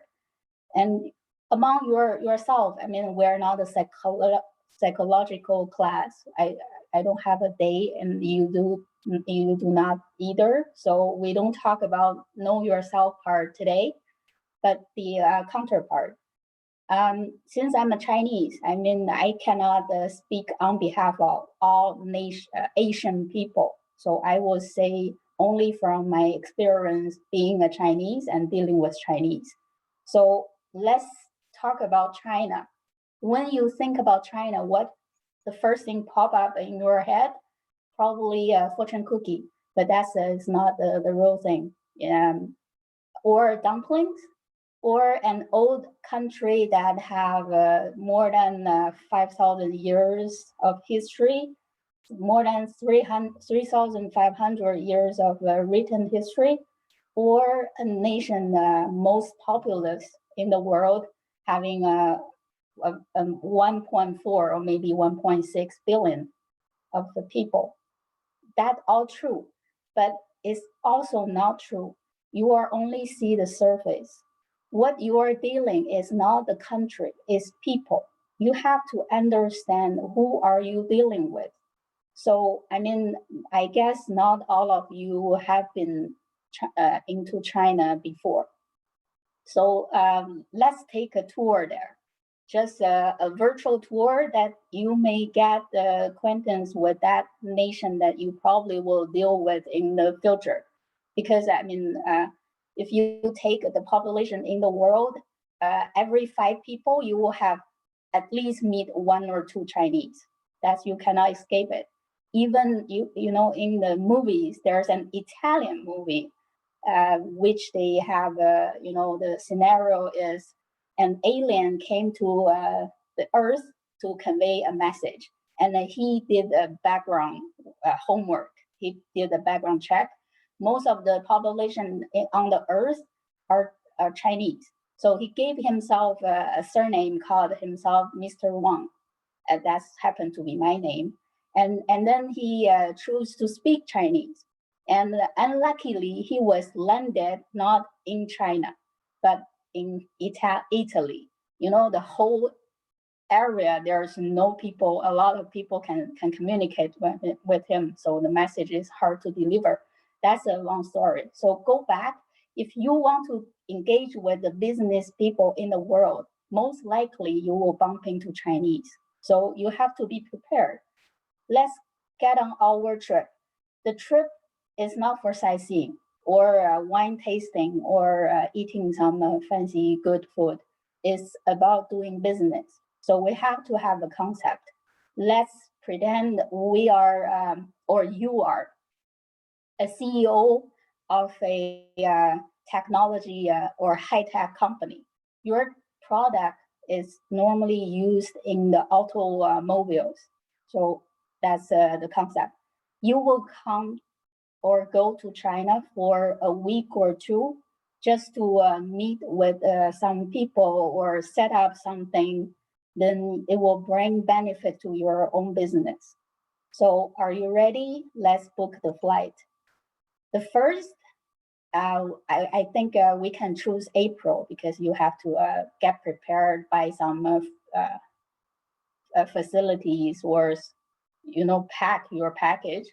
So April, you have taken the flight from Montreal to Shanghai, the city who has about 2,500, or we say 25 million people in that city. I will take some numbers based on the economy in 2019, because last year was not really normal. So the number around the world is not really reliable. Shanghai is a city we can trace the history back to the 8th century. So it's more than 1,000 years. And Shanghai is a city who has, how to say, they used to call Shanghai as Oriental Paris. So you can connect the dots. It's pretty much open-minded. They love exotic food, exotic people. So you will feel home at Shanghai more than a lot of other cities in China. I love to watch movies, so I will bring another movie out of it. It's called Her. It's talking about a guy falling in love with his artificial AI assistant. So that city they have in the movie is Los Angeles, but that's what happened in 2013. The director used the skyline of Shanghai to mimicking the Los Angeles in after 25 years. So that can explain. It's a mega city. We call it one of the metropolitan in the world. It's not some fishing village anymore. The GDP in Shanghai for 2019 is 553 billion US dollars. So it's the same scale as Sweden. That city, the purpose of you going there is to meet with some investors or financial institutes, because you need money to really fuel your engine of growing.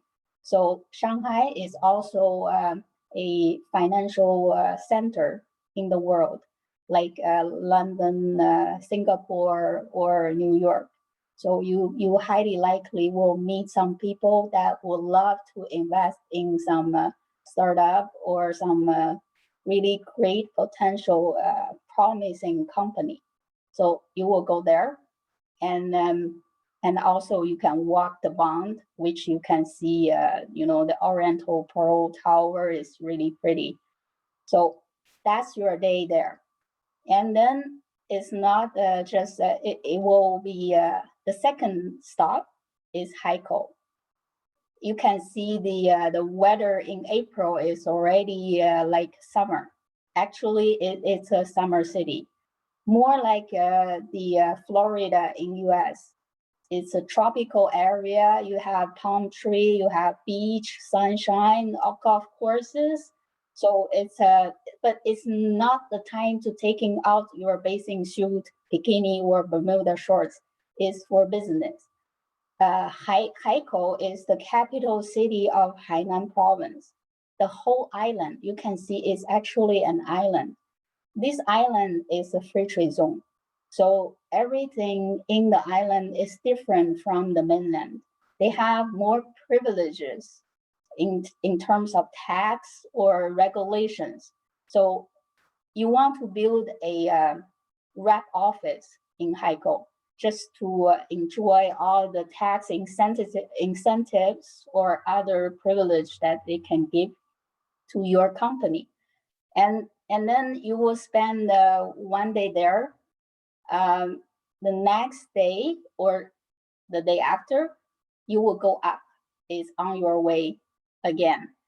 This time you will come to the city called Xi'an, the capital city of Shanxi province. Just go back. Sorry, I didn't introduce Haikou properly. That city can trace back 50 years before Christ, and it's a fishing village. Apparently, it's just beside the ocean. But the city now is 2 million something population. It's a small city from the Chinese scale. Compared to what we have here in Canada, it's already a big city. Their GDP is 22.5 billion in 2019, the similar size as Iceland. Now go back to Xi'an. Xi'an is a really ancient city. That city alone being the capital of China for 13 dynasties that runs about 1,000 years or so. And that they have a really enriched culture and also education industry. The purpose of you going there is to have, meet some people in the universities, to some labs in the university to help you develop your technology. Why you go there? Because of, we can say, the city has a population of about 10 million, but they have a really good opportunity in the education industry. They have more than 56 universities in one city, but we only have 11 universities in the whole province of Quebec. The GDP in Xi'an is 139.3 billion, close to Kuwait. It's not big compared to the first tier city like Shanghai or Beijing, but it's still really big compared to the whole world. That city has not just the university, they're full of antiques. When I visit there, some people told me it's fascinating how they can build their metro system. The workers working on the construction site, when they dig the tunnel for the metro, but they can stop at any point because from time to time, they will dig up some ancient stuff. So they have to stop the work, let the archaeologists to work on their business, to really dig out, to find out what the pressures are. So that's the city. After that, you will go up again. This time you will come to my hometown, Beijing, the capital city of PRC. Beijing is also an old city. The history can go back 3,000 years. And the city act as the capital of the nation for 6 dynasties. Less than Xi'an, but it's still big. They have now currently 21 million population. The GDP last year, the year before, is 523 billion, similar to Belgium. Why I say it's my hometown, I could say because I was born and raised there. Some people, when you meet them, they will say they are from Beijing. When you ask someone, you typically ask where you come from, they will say Beijing. But that will be so different in terms of you come from Beijing. Some people are real born and raised for generations. Some maybe just come to work there and they choose this as a second home. And some probably study there and then after graduation, they find a job and then they stay there. So, you know, because of the city having a long history and the people are traveling around, it's not just a political center, but also a economical center of the nation. Everybody wants to come to Beijing.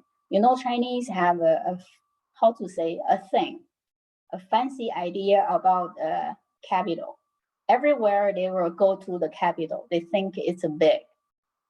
Let's see, Ottawa. You know, there's a lot of Chinese there, but you know, it's rather just a city full of government organizations.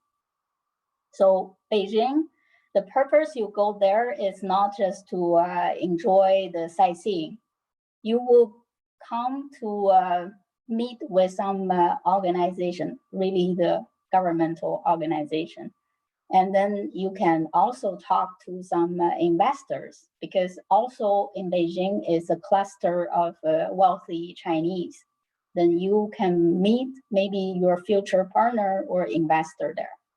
So then your trip is not stopped yet. Again, you will go up north. This time you will come to Changchun, the capital city of Jilin province. This city has only 7.6 million population, and the history is only 200 years. But that city is having a lot of synergy in automobile industry. The purpose for you to go is to attend industry affair. That affair is you can meet with your suppliers or your clients, that you can sell your products or find someone can work with you to install your technology in their manufacturing process. This city has the GDP of 84 billion US, similar to what Sri Lanka has in 2019. And you know, because of their famous in automobile, so you can find a lot of German there because of, you know, they're big with cars. So this is your trip. The purpose for me to showing you around is not just to showcasing what you can go visit for your leisure time. It's just to tell you how big is the country and how long is the history. So when you're dealing with those people, you will see it's actually similar to, you know, a lot similar to Europe. Like each province in China is similar to a country in Paris. People speak different language, having different cultural aspects, and they eat differently, sometimes act differently. If you are longer enough, you will see they look differently too. But you know, it's not that simple, because with the technologies or travel tools now we have, people are no longer staying at their hometown forever. They travel, they migrate. So on top of already been complicated scenario we have in China, you could meet all kinds of people in one city from different origin, and they could speak differently, you know, not just because of they all speak Mandarin, but they probably will have all kinds of accent that sometimes you have a hard time to communicate. For instance, when I travel to Hong Kong, I wouldn't speak Mandarin or Cantonese because I don't, but I will speak English. For God's sake, I speak English to communicate with people from Hong Kong because it will be much easier for me to understand Cantonese. You know, how you engage a conversation with the fellow Chinese in English. That's, I can explain it with this little thing. You know, there's a family name called Chen. One of the famous Chen in your mind is Jackie Chan, the Kung Fu art actor. But this only one single surname can be pronounced or written in these kinds of ways. It's just in China. I mean, that's from different dialects. I haven't included all kinds of other way of putting it because some East Asian country, they use that surname as well. So if I add that, the list will be much longer. You know, you cannot tell all these kind of pronunciation are the same word. So that's why how to make things easier for all the Chinese to communicate with the fellow Chinese from different regions is to have a unified written and verbal language. That is why I could give you a little crash course, because the other time when there's a litigation case I work on with I'm not the litigator, but I'm the project manager. So the defendant's lawyer asked our lawyer, we want to do a cross-examination to your client. So does he speak Mandarin? Does he write Mandarin? And then I asked our colleague to respond to the lawyer, don't ask you write Mandarin because that doesn't exist. Mandarin is one of the dialects in China, but they choose Mandarin as the verbal official language. But in written form, we have both simplified and traditional Chinese. Simplified Chinese is starting to be used only in mainland China after 1956. And then the whole world, the rest of the world, when you have a Chinese, probably they are using traditional Chinese that we inherited from our ancestor. That's written language. So you cannot say a Chinese write Mandarin because that's not the same. So let's come back to our topic. So you see only one single character can be pronounced in that way. How can you think about, when people are speak differently, eat differently, they must think differently as well. That's my point.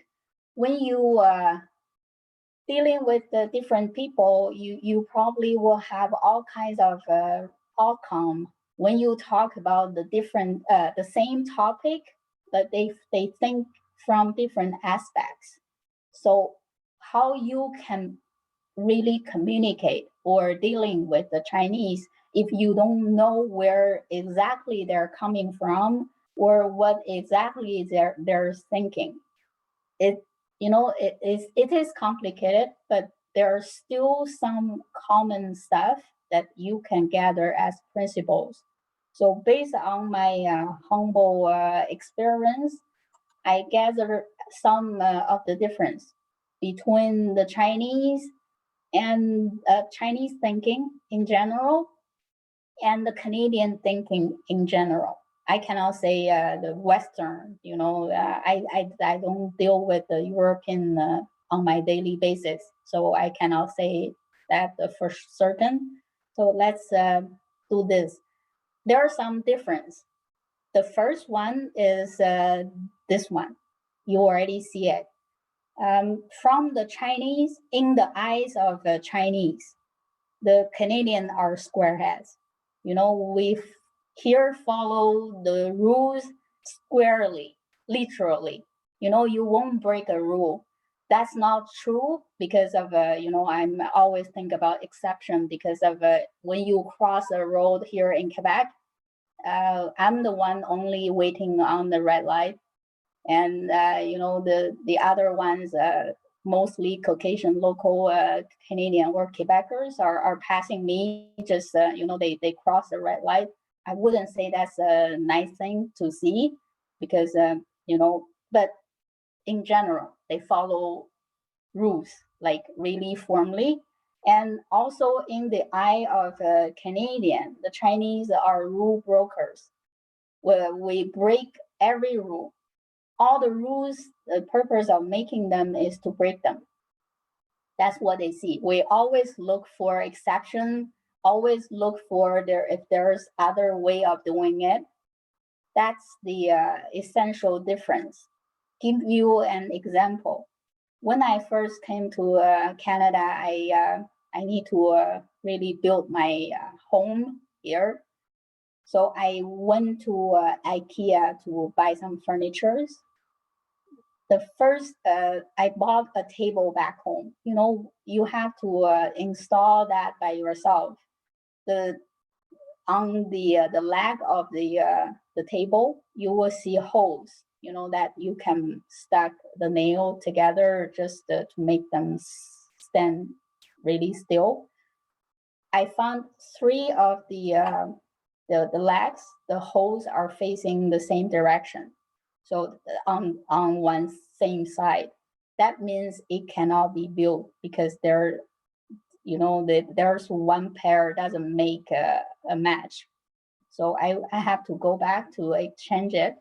I went to IKEA again, and the first counter I can call up, I went there right away, asked if I can exchange the table. The lady didn't even give me the chance to say a word. She said, take a number. So I took a number and go back to the seats to wait. Half an hour later, I went back to her. She said, what can I do for you? I said, I want to exchange the table. She said, it's not here. It's somewhere, the counter just beside me. So I wait half an hour for a really, what I wouldn't say meaningless, but it's still, you could just divert me right away. Because for me, as a common sense, in China, if I have the same scenario, unless the lady at the counter was surrounded by an army, she probably will quickly ask me, what you want? I will say what I want, and if it's not too complicated, she probably will just tell me to go to the other counter and dismiss me right away, not let me wait that long. Unless I have more complicated matter, she need to come back to visit me later. Then I will take a number. So, but when I see how the Canadian will think this is differently, they will see maybe if you ask such silly questions and I took the time to answer you, but what about the one before you? Probably that person have been wait for 2 hours or maybe even longer, and then the service will be interrupted by you only for this kind of meaningless stuff. It's not fair for the person in front of me. So they follow the protocol to protect their justice. That's their thinking. When you go visit China, you will see a lot of Chinese, all kinds of Chinese. They probably will think in general the same way, that flexibility matters, not the real procedures. That's a huge difference. The second one I want to share with you is this pair. I chose this photo because I will give you an example based on this construction work. Chinese love principles. You could give them a book, like a pamphlet, tell them all kinds of principles, and then you just evolve based on them. You can do whatever adjustment or localize or customize, but you have to follow the principles. Give you an example.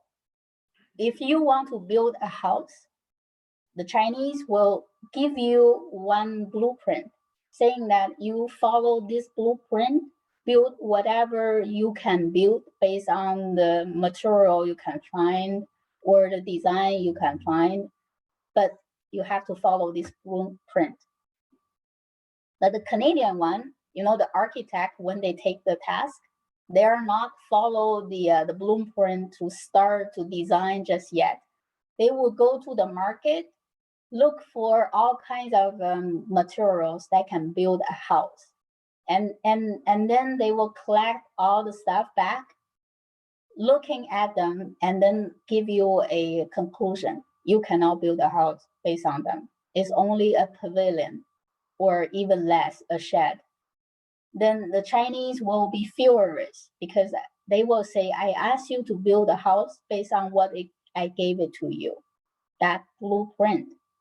The Canadian one will say it's not possible for me to build anything except for a pavilion, or even based on your blueprint, because I don't have the material from the market.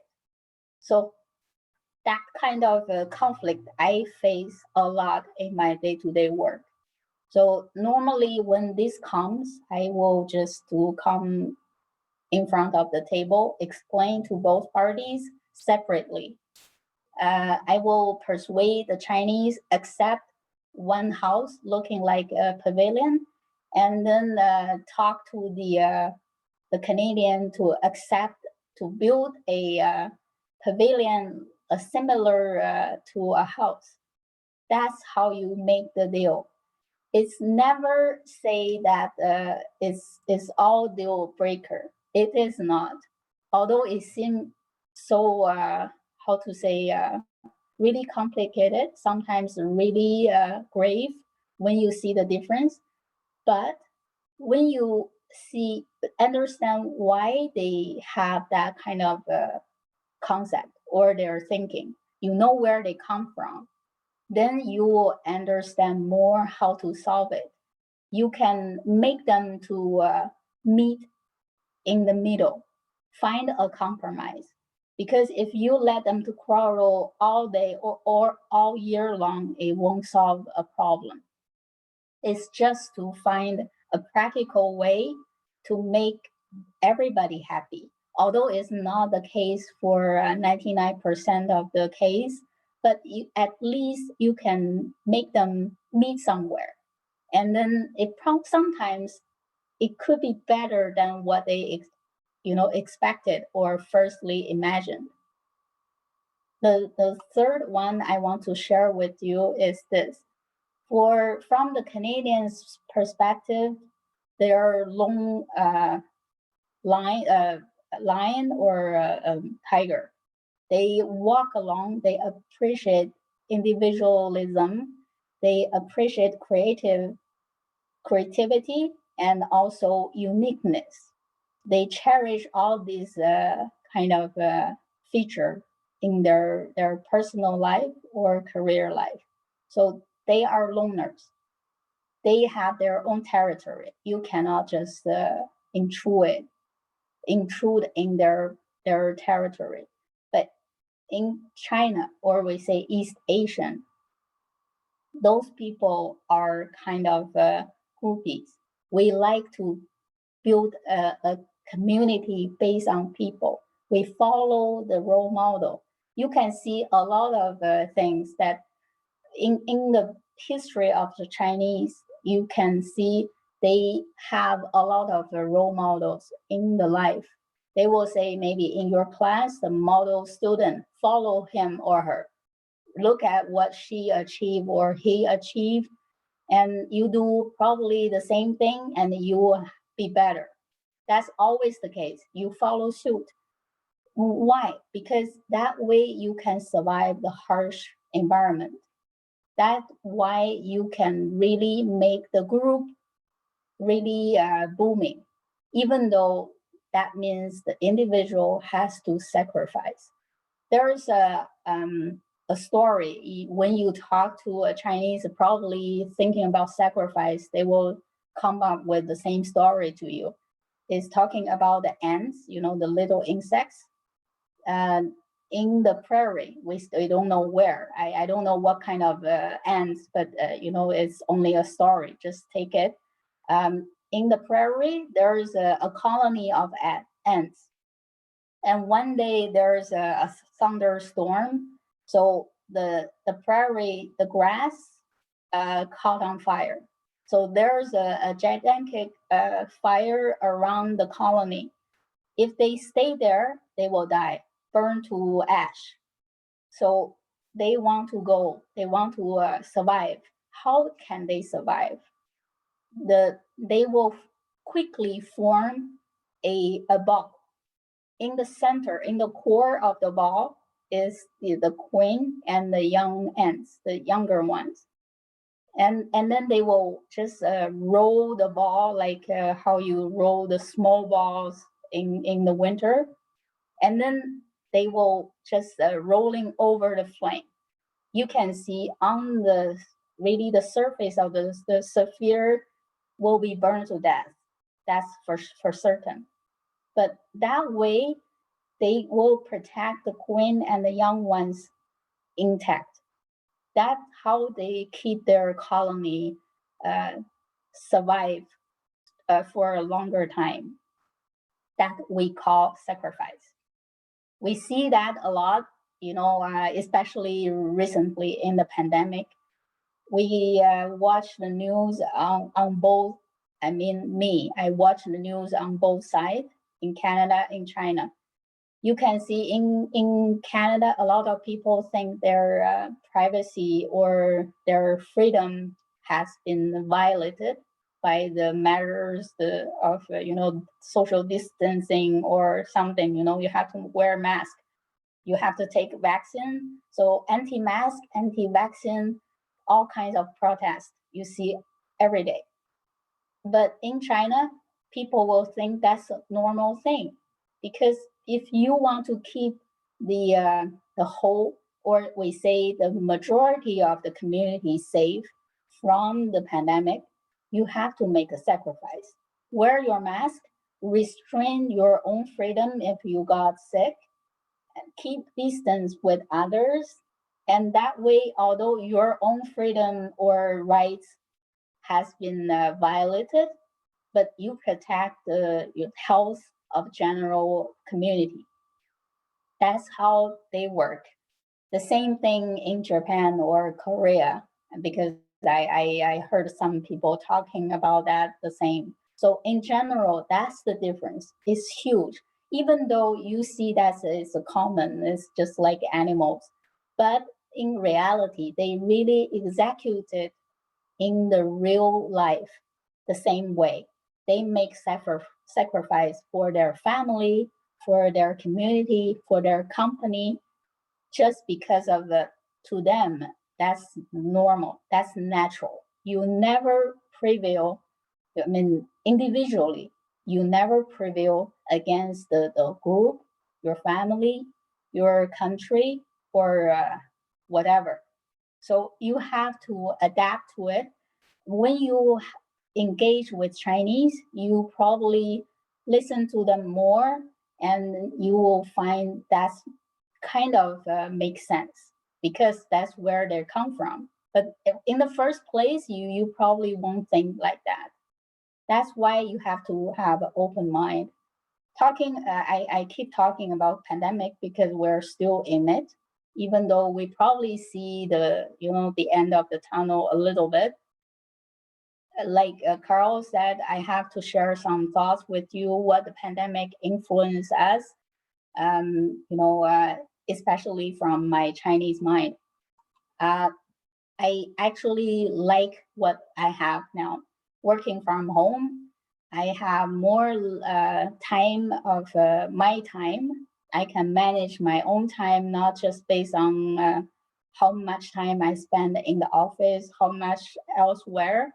I don't need to think about what to wear every morning, and I don't need to be stuck in the traffic every day and night. And also in the office building, you probably will tolerate the lower temperature that is against the female human nature. That all kinds of good stuff I can enjoy in working from home. But there's one thing I really don't find is happy to see it. It's the communication. The quality of the communication has drastically dropped because of I cannot meet with my clients that closely like before. we can still, we can still give them a call or video conference them. You can FaceTime them, but it's not the same. You see that you guys have some online friends in your social media, right? Unless you have a social anxiety, after a few chats online, you probably want to meet the person offline, in person. Why? Because we need to engage with people in person. That's human nature. We have to read the room, touch the body, or really have the eye-to-eye communication. Otherwise, it doesn't make the kick.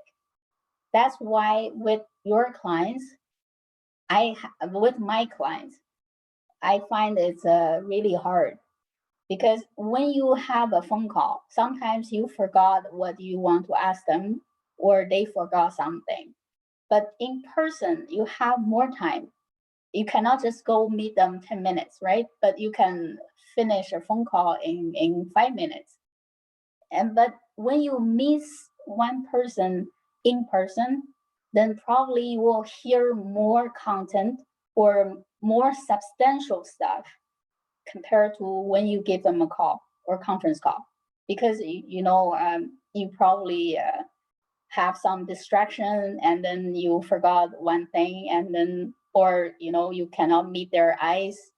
You will really forget something. That's how I have in the past year. Because of this, I give you an example. I have a client, a new client I got in 2020 in May by referencing, in the legal law firm, business, we've been got a referral a lot. So a friend of the friend who introduced them to us. And then we already engage business with the client. We offer some service to them. But after a few months, I heard from another colleague that the same client engaged with him, asked him if you can offer us some service like this and that. And it's so not annoying, but it's kind of making me upset. Why you already working with me, but you are still window shopping, or not window shopping, you are shopping around. And that kind of gave me how to say a hint. It's about time I meet with them, because in May the situation in Quebec is still not good. So not a lot of people will walk outside their home to meet with people. But I think I probably will lose my client if I don't do this.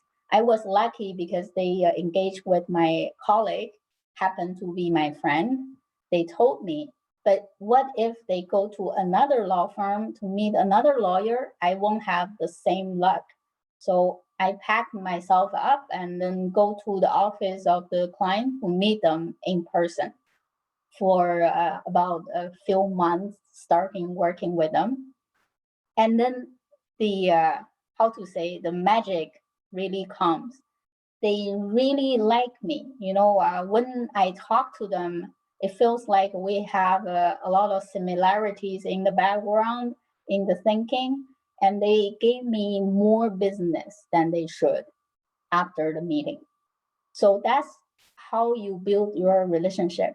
The trust is not built one day, and it's not built online or by phone call. It will be built only by you engage with them in person. That is why you doing business in nowadays is not just dealing with some local companies. You will have do a lot of international business. That is why you have to go to their country to meet them, meet the people, meet your partners and your colleagues, and to really enjoy the environment, to embrace their culture, listen to them, And then they will become your friend because they think you're not a visitor. You really want to do business with them, not just staying behind the screen, like they don't even know who you are, if you're square or you're round. So that's how you do business, even though it's not really tech savvy, but it's the human nature.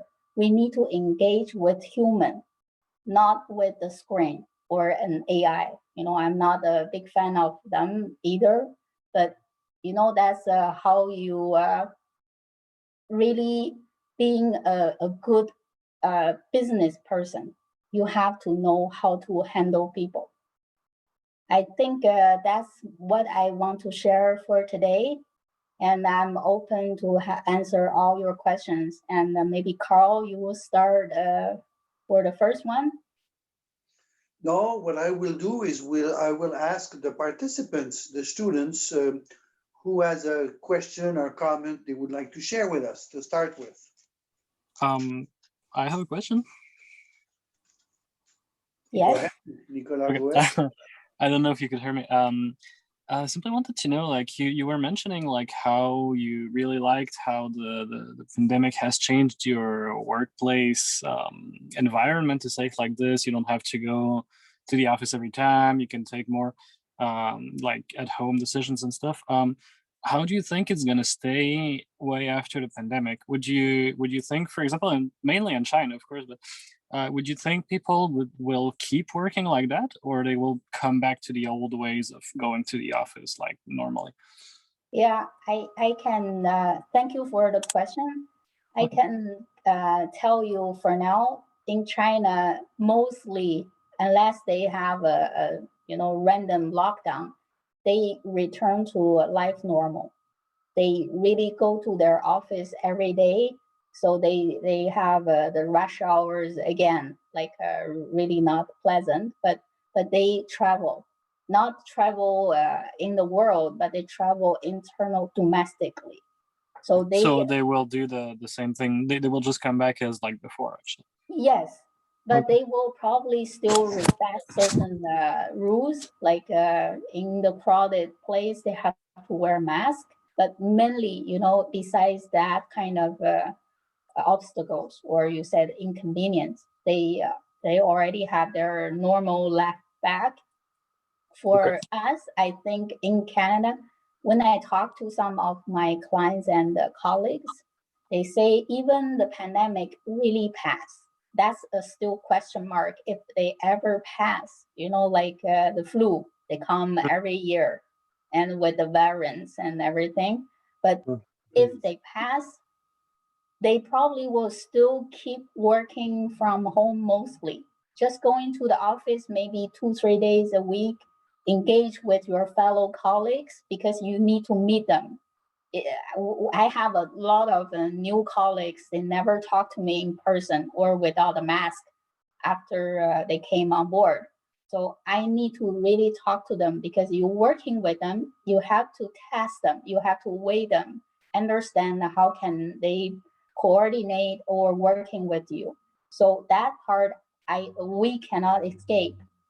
But since we already safely and pleasantly working for the past year at home, then people are used to it. It means it has some merits. It can be a new normal. You split your day, because even before the pandemic, we talk about the weekends. Only 2 days is not enough. One day is too short. 2 days is still you don't have really feel relaxed or rebooted. So maybe we have a 4-day working day and 3 weekends day. People still can work. You could work more efficiently. That is why I think it's a new tendency. People will balance their work and the home life more. And because they have a lot of variety or a new way of making it work, because the pandemic forced us to rethink how we will engage our life. That's, I think it could be a good thing for all of us. Okay, thank you very much. Welcome. Other questions from the students, please? I have a small question. Yes.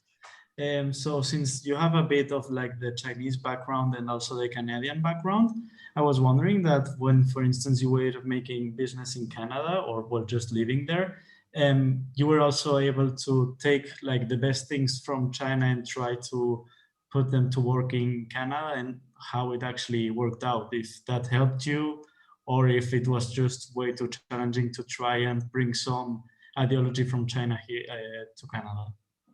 Yeah, that's a really good question. It's from a very unique aspect, because I say that a lot. You know, your teacher knows that. Your professor Carl knows that. I'm a bat. I'm not a mammal, not a bird. I'm in between. So I'm part of the Chinese thinking, part of Canadian. But I don't think it's a kind of a downside or a shortcoming. Actually, it's my privilege, because I understand both parts better. Because you see, my give you a simple example. It may be not really appropriate.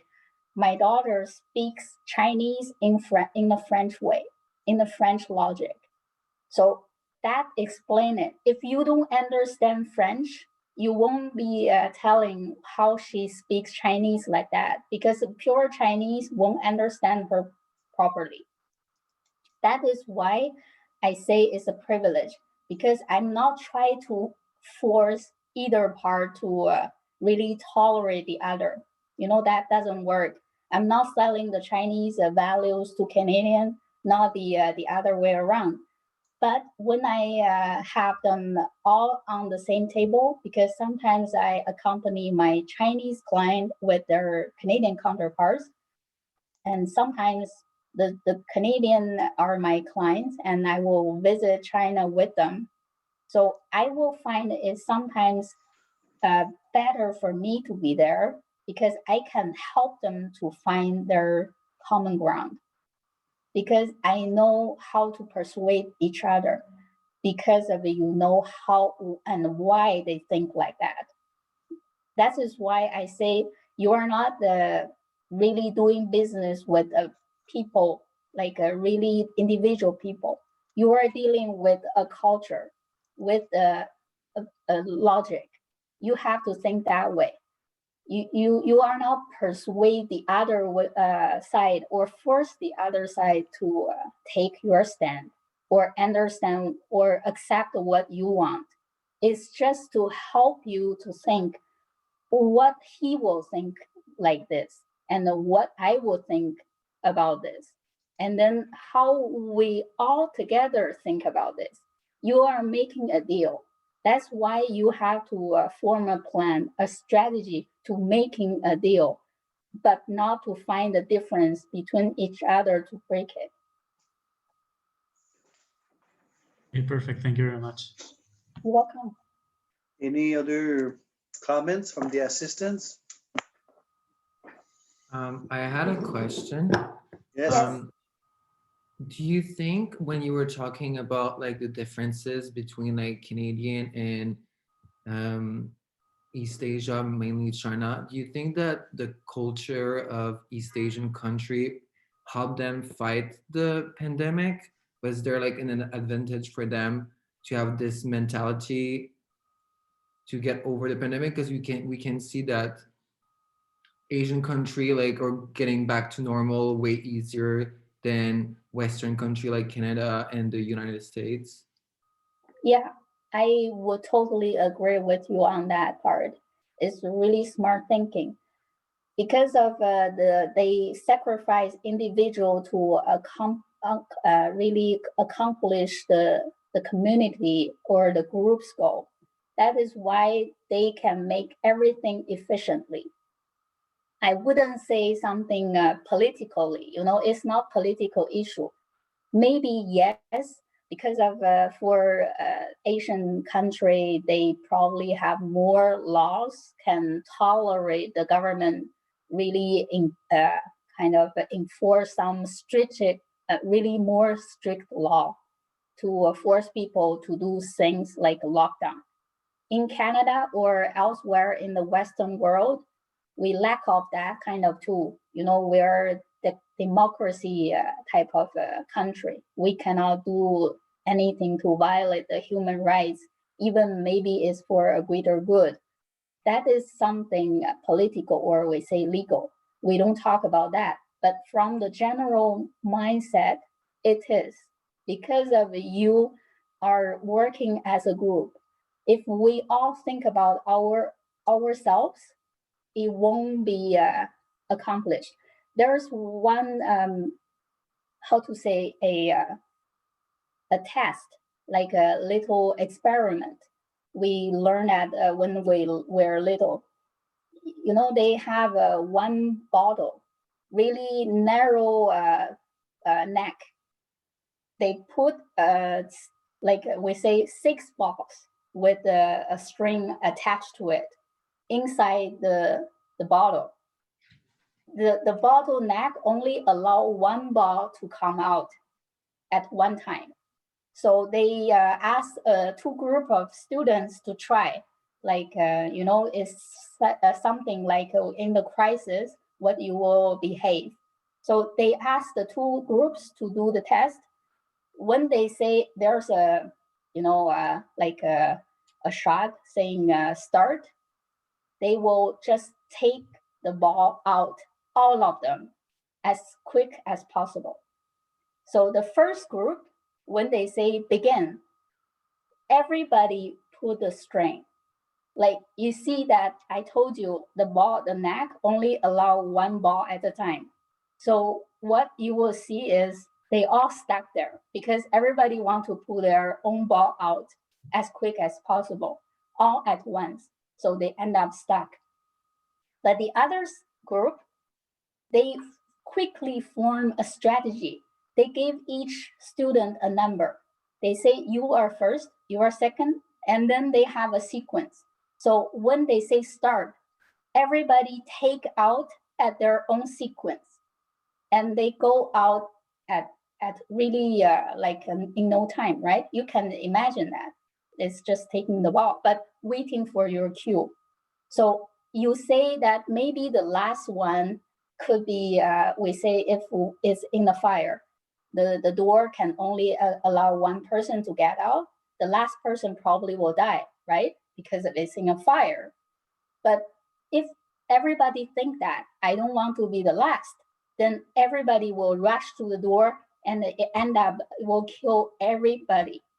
So that's the concept, or we say the mindset, the mentality behind the scene is you have to respect the group. The goal is not to have or say achieve individual survival. It's for the group to survive as a whole. If you know, worst case scenario, the last one hasn't got enough time to come out, it will be a sacrifice. It's a noble act. People will respect that. The last one understand that too. That is how you work as a team, especially in crisis. That is how they will do better than us. It's because of they've been trained or not trained. They've been educated or in accumulate in years. That's deep in their blood. They will think it's a natural thing. They wouldn't really, maybe some will say, you know, I really respect my own life. I don't care about others. But that's only individual. It's not the whole. The majority of the population in the East Asia, they will respect that kind of culture, or they share the same value. That make them really do better. Thank you. You're welcome. Any other needs to be fulfilled? Rachel, 1,000 thank you. Yeah. It's getting better every time. It's great. I'm just flabbergasted the way you present it to us. It's I don't know, their reaction, they'll tell me next week when we start, and I'll call you back and I'll tell you what they say. Because normally when I start next week, I'm going to say, so what did you think about the speakers that we had? And they bring out their opinion maybe in a closed setting, easier. So I thank you very much. I wish you a very good afternoon, and hopefully I'll see you soon.